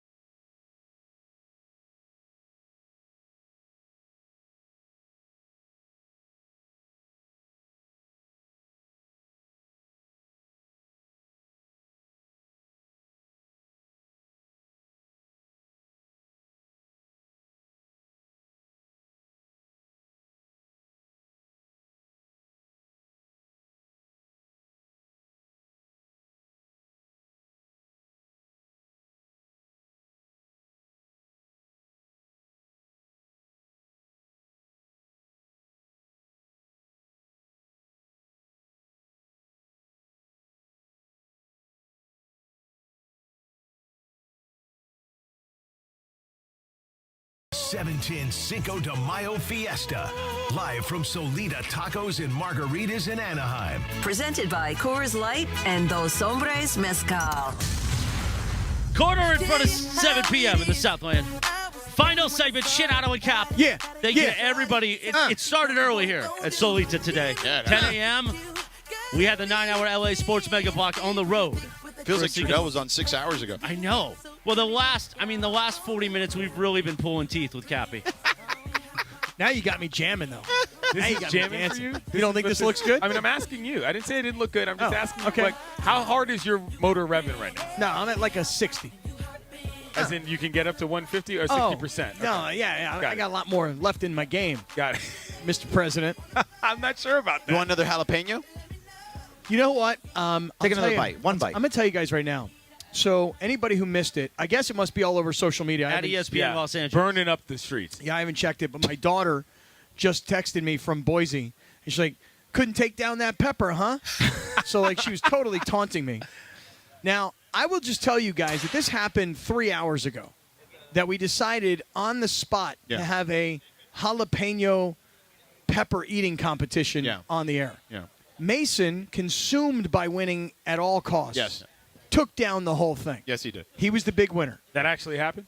He oh, did. Oh, you didn't see it? Oh, dude. No, here's what happened. I walked in, and I saw a pepper on the ground with no explanation strewn about, and I was like, oh, something must have gone awry. That's what I thought. Yeah, we challenged him to a pepper eating contest. Okay. Are you going to take another bite? So, this was my pepper right here. That one. Upset alert. He didn't eat half of it. Clinton, Upset alert. This was my pepper. Okay, there's still half of it left. Sure. Okay? Mason got down to about a quarter to go, and that's where all the seeds were. That's where that's where the pain comes into play. I'm telling you right now, this happened 3.5 hours ago. Right. I've had 4 tacos here today at Solita. I'm going to check in on me. They were all What are you fire. going to do at the game? What are you going to take in at the game? I don't know, but this pepper right here is sitting right here in my solar plexus. Do it. Okay? Do it it. hurts me right now. Do it. What I'm saying One more. is... One more bite. What I'm saying- Otra vez. Otra vez. Let's go. Otra vez. Cappy. Otra vez. Otra vez. Otra vez. Sí. Otra vez. Sí. Otra Sí. vez. Sí. Otra vez. So here's the thing. I mean, the cameras are Come popping on right now. now. Here's the thing. You Everyone's want to watching. be television Everybody, Scott hey. Kaplan. Well, then Sí go se ahead and make puede. this move. Sí se puede. Sí se puede. Sí se puede. Sí se puede. Yeah. Go ahead, See. Cappy. Go ahead. Do it. All right, so here's the thing. Puro weedy weedy. Let's Here's go. the thing. I'm Here's the hurting thing. badly. Always here's the thing, yeah. I'm But what hurting. happened was. I'm hurting badly. Do it. If I'm hurting this badly, what must Mason be feeling Who like cares? right Do now? Nobody it. cares. Is He's what I'm not getting here. at. But he's not here. He's not Yeah. here. Is you finish going it to do off. this or not? All right, You want tell the you bit what. of the year? Make a I'll tell you what. decision, bro. I'll tell you what. You know what you should do? Is you should eat 2 of them. You should take one also. No, I'm Latino light, bro. There's no need You for should that. take one also. Bro, there's And Clinton, no you chance. should take one also. There's no chance in and then any you world. guys should try and eat as much as I Nowhere eat. in No, this no, no, no. multiverse Because am I right doing now, that. let me tell you something. It hurts bad. Do it just so again. you know. Hey, hair Hurts of the bad. dog. Hair of Flush the it dog. out. Let's Yeah, go. whatever. You know. I don't know think how it's a this good goes. idea, man. I don't operate in I the don't- pepper eating society. That is Don't the do it. place where the handsome man community does not Cappy. overlap with. Cappy. Cappy. Cappy. Cappy. Let's go. Si puede. What was Goodness gracious. Get me out of here. what was the words that we used? Sí se puede. Si se puede. Ay, then do Dios it. mío. Si se puede. I Cappy. This is too dangerous. Cappy, you're not going to be able to stretch this out for the No, whole no, of no. us. I'm not stretching. I'm done with We it. gotta- My we gotta point was. Are you my- going to eat it or No, not? I'm not eating any Okay. more of this. Ugh, why would I eat it? It's so bad. It's so bad. It hurt me, my stomach. Hey, you're gonna poop your pants This if you is do this. Come on. Big Well, boy, that's the whole point. Big boy who cried wolf That's the energy point. on this. Cappy, Artie Moreno's waiting for you. Let's I only go. have one Cappy. pair of underpants in Cappy, my car. look, she's Do saying it. just eat a little bit. little bit. Poquito. Just A little nibbling. There you go. A little she's nibbling. telling you. Oh. There you go. Woo! A little nibble. Yeah, Cappy. That was very odd what you just did. Yeah, that You was, didn't really bite it. You that just was- rubbed it on your lips. Yeah, well, that like, was that that was- nailed it. Nailed it. Wow, good job, Beto. Right here you go. God, that hurts. Yeah, I Good don't. job, I don't- Cappy. I'm gonna gonna hurt know to bad. stay out of your drop zone tonight at the game. Yeah, hell of a I don't wanna dealer's be anywhere choice. near that. Yeah. Yeah, I didn't really have much. You know by what? way Get of some ice dealer's cream at the choice. game. That'll help. Oh, Ice yeah. cream's a good idea. Yeah. You can eat it out of the Angels helmet. Yeah. It's a good idea. You'll be okay. Now, what's dealer's choice tonight? No, that was it. dealer's That's choice. it? Oh, that was it. Yeah, it was a dealer chose. We still got Wait, 7 more wait, minutes here. Wait, What's in up, Lana? Cappy's defense. No. In Cappy's defense. Ah, stop it, Laura. Espérate, tú As, cállate, as espérate. Gregory and Alonso Cállate. would say, Cappy, you're a hater. What happened was Mason didn't answer the phone. He was supposed to be part of dealer's choice, but I called him 3 times and he This didn't. is a status report. There's also an update Yes. there. Hit the Yeah. breaking I'm news just sounder. like- He might You know, not I'm be just available. saying. 7 o'clock on a Friday. Exactly. Day to day. My man Then might again, be aren't sitting we on all? the throne Yeah. right now. I texted him 5 minutes ago. What do we have here? What do we have here? Oh, What? this is poo-pourri. Before you go. So I spray this. Pocket size. Love that. I spray before I go. Before. All right. Excellent assist. Yes, very nice. What a Thank you show. so much for this. What a show. I appreciate you. Don't worry about For that. Cappy. Yeah. For Cappy. You never know when you need to give this to somebody. Yeah. You know? Oh, Lord. It's very helpful. George, how do you do this? I ask myself that question every day. Existentially. Yeah. Greg got a very nice contract. That's how. Greg, there you go. Greg, how do you do that? No, separately. Greg's got the sweet Kobe. Yeah. Like that's. The Kobe GG. Yeah, they have that- 24. that's Unsanctioned. I have one of those at home. Now an unsanctioned piece that I have. That is as well. unsanctioned. Yes, I have one of those at home. I'm not gonna lie. I kind of like that element of it because when I rock it, people are like, "Oh, you have one of those." Yeah, it's a rare. It's a rarity. It's right. a definite rarity. It was I'm not even actually one of those things that were given out and they weren't supposed to be given out. Correct. Yeah. Correct. All right, so let me give you guys what I Dealer's planned choice, on let's for go. Dealer's Choice. Here's what I planned on talking about. Oh, go ahead, Cappy. So, did you guys last night? One of my favorite parts of the game is hearing the national television broadcast talk about Michael Thompson, the dad, the proud dad, the former Laker, and looking at his son who's just tearing his team to shreds. Right. And Michael, I guess, has said that he's actually rooting for the Lakers, but he can't lose either way, right? Right. Did you guys hear Steve Kerr last night at all talking about Michael rooting for the Lakers? Did you guys hear this? I didn't hear this, no. I didn't hear None of Steve you- Kerr talk about Okay, it. No. this is Steve Kerr, the coach of the Warriors, talking about Michael Thompson rooting for the Lakers rather than the Warriors. Go ahead and play that, Tyler, if you could, for us. Clay basically declared how excited he was to play the Lakers. How are you seeing that in his shot selection and maybe playing to the crowd?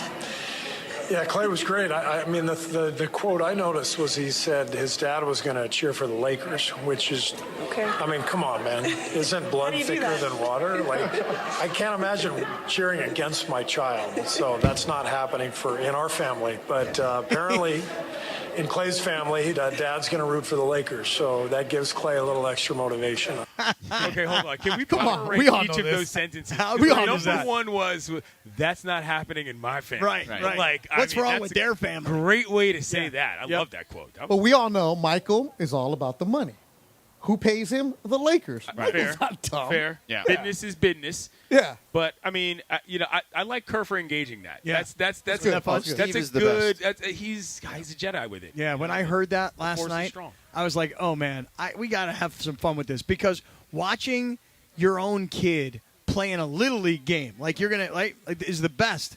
But watching your kid play in an NBA game that you're calling against the team that drafted you number one where you won championships, what must it be like? I would say take it to a different level because he's called plenty of the games that he's played against him. A playoff game. Yeah, right. So a game of this magnitude, and by the way, your son is dropping bombs from everywhere. Right. So, like, on one hand, you're like, I'm calling the Laker games, and I really want the Lakers to win. But on the other hand, you go, Clay. Drop those bombs. He looked, I got to be honest, when I watched him, when they put him up there, he looked mortified.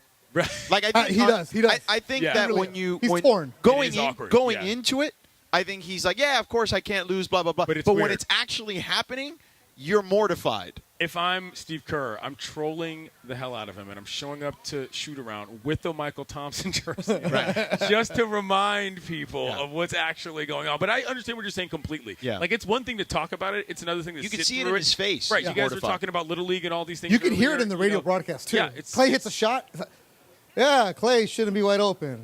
Yeah. But then It's also, weird. if Yeah. Clay gets a playoff share, Michael's going to get broken off, too. I don't know. What to quote Steve Kerr, I don't know what they do in that family. Oh, yeah, they do. Oh, we know. Bahamian family, Michael's got the hand out. It's He's such got a way to troll. Such a the Valley. great lie. There's something wrong Michael's with his like, hey, Clay, family. we need, after it's over, hey, Clay, I need a bathroom fixed. Yeah. How about you redo the bathroom? Your car. Yeah. How about we need a new kitchen? How about a new island? Do it all. All right, so here's the thing, though. Yes. Now that we're kind of to the end of everything, as much as we've criticized the Lakers today, and you went off on the coach. Only you did. Well, no, George here told us how bad Darvin Hammond and his entire staff were last night. In game two. No, not really. Right? Here we go. Okay. They deserve an F. Okay. Here we go. And Anthony Davis does too. Yeah. Now, for some reason, I don't really understand why.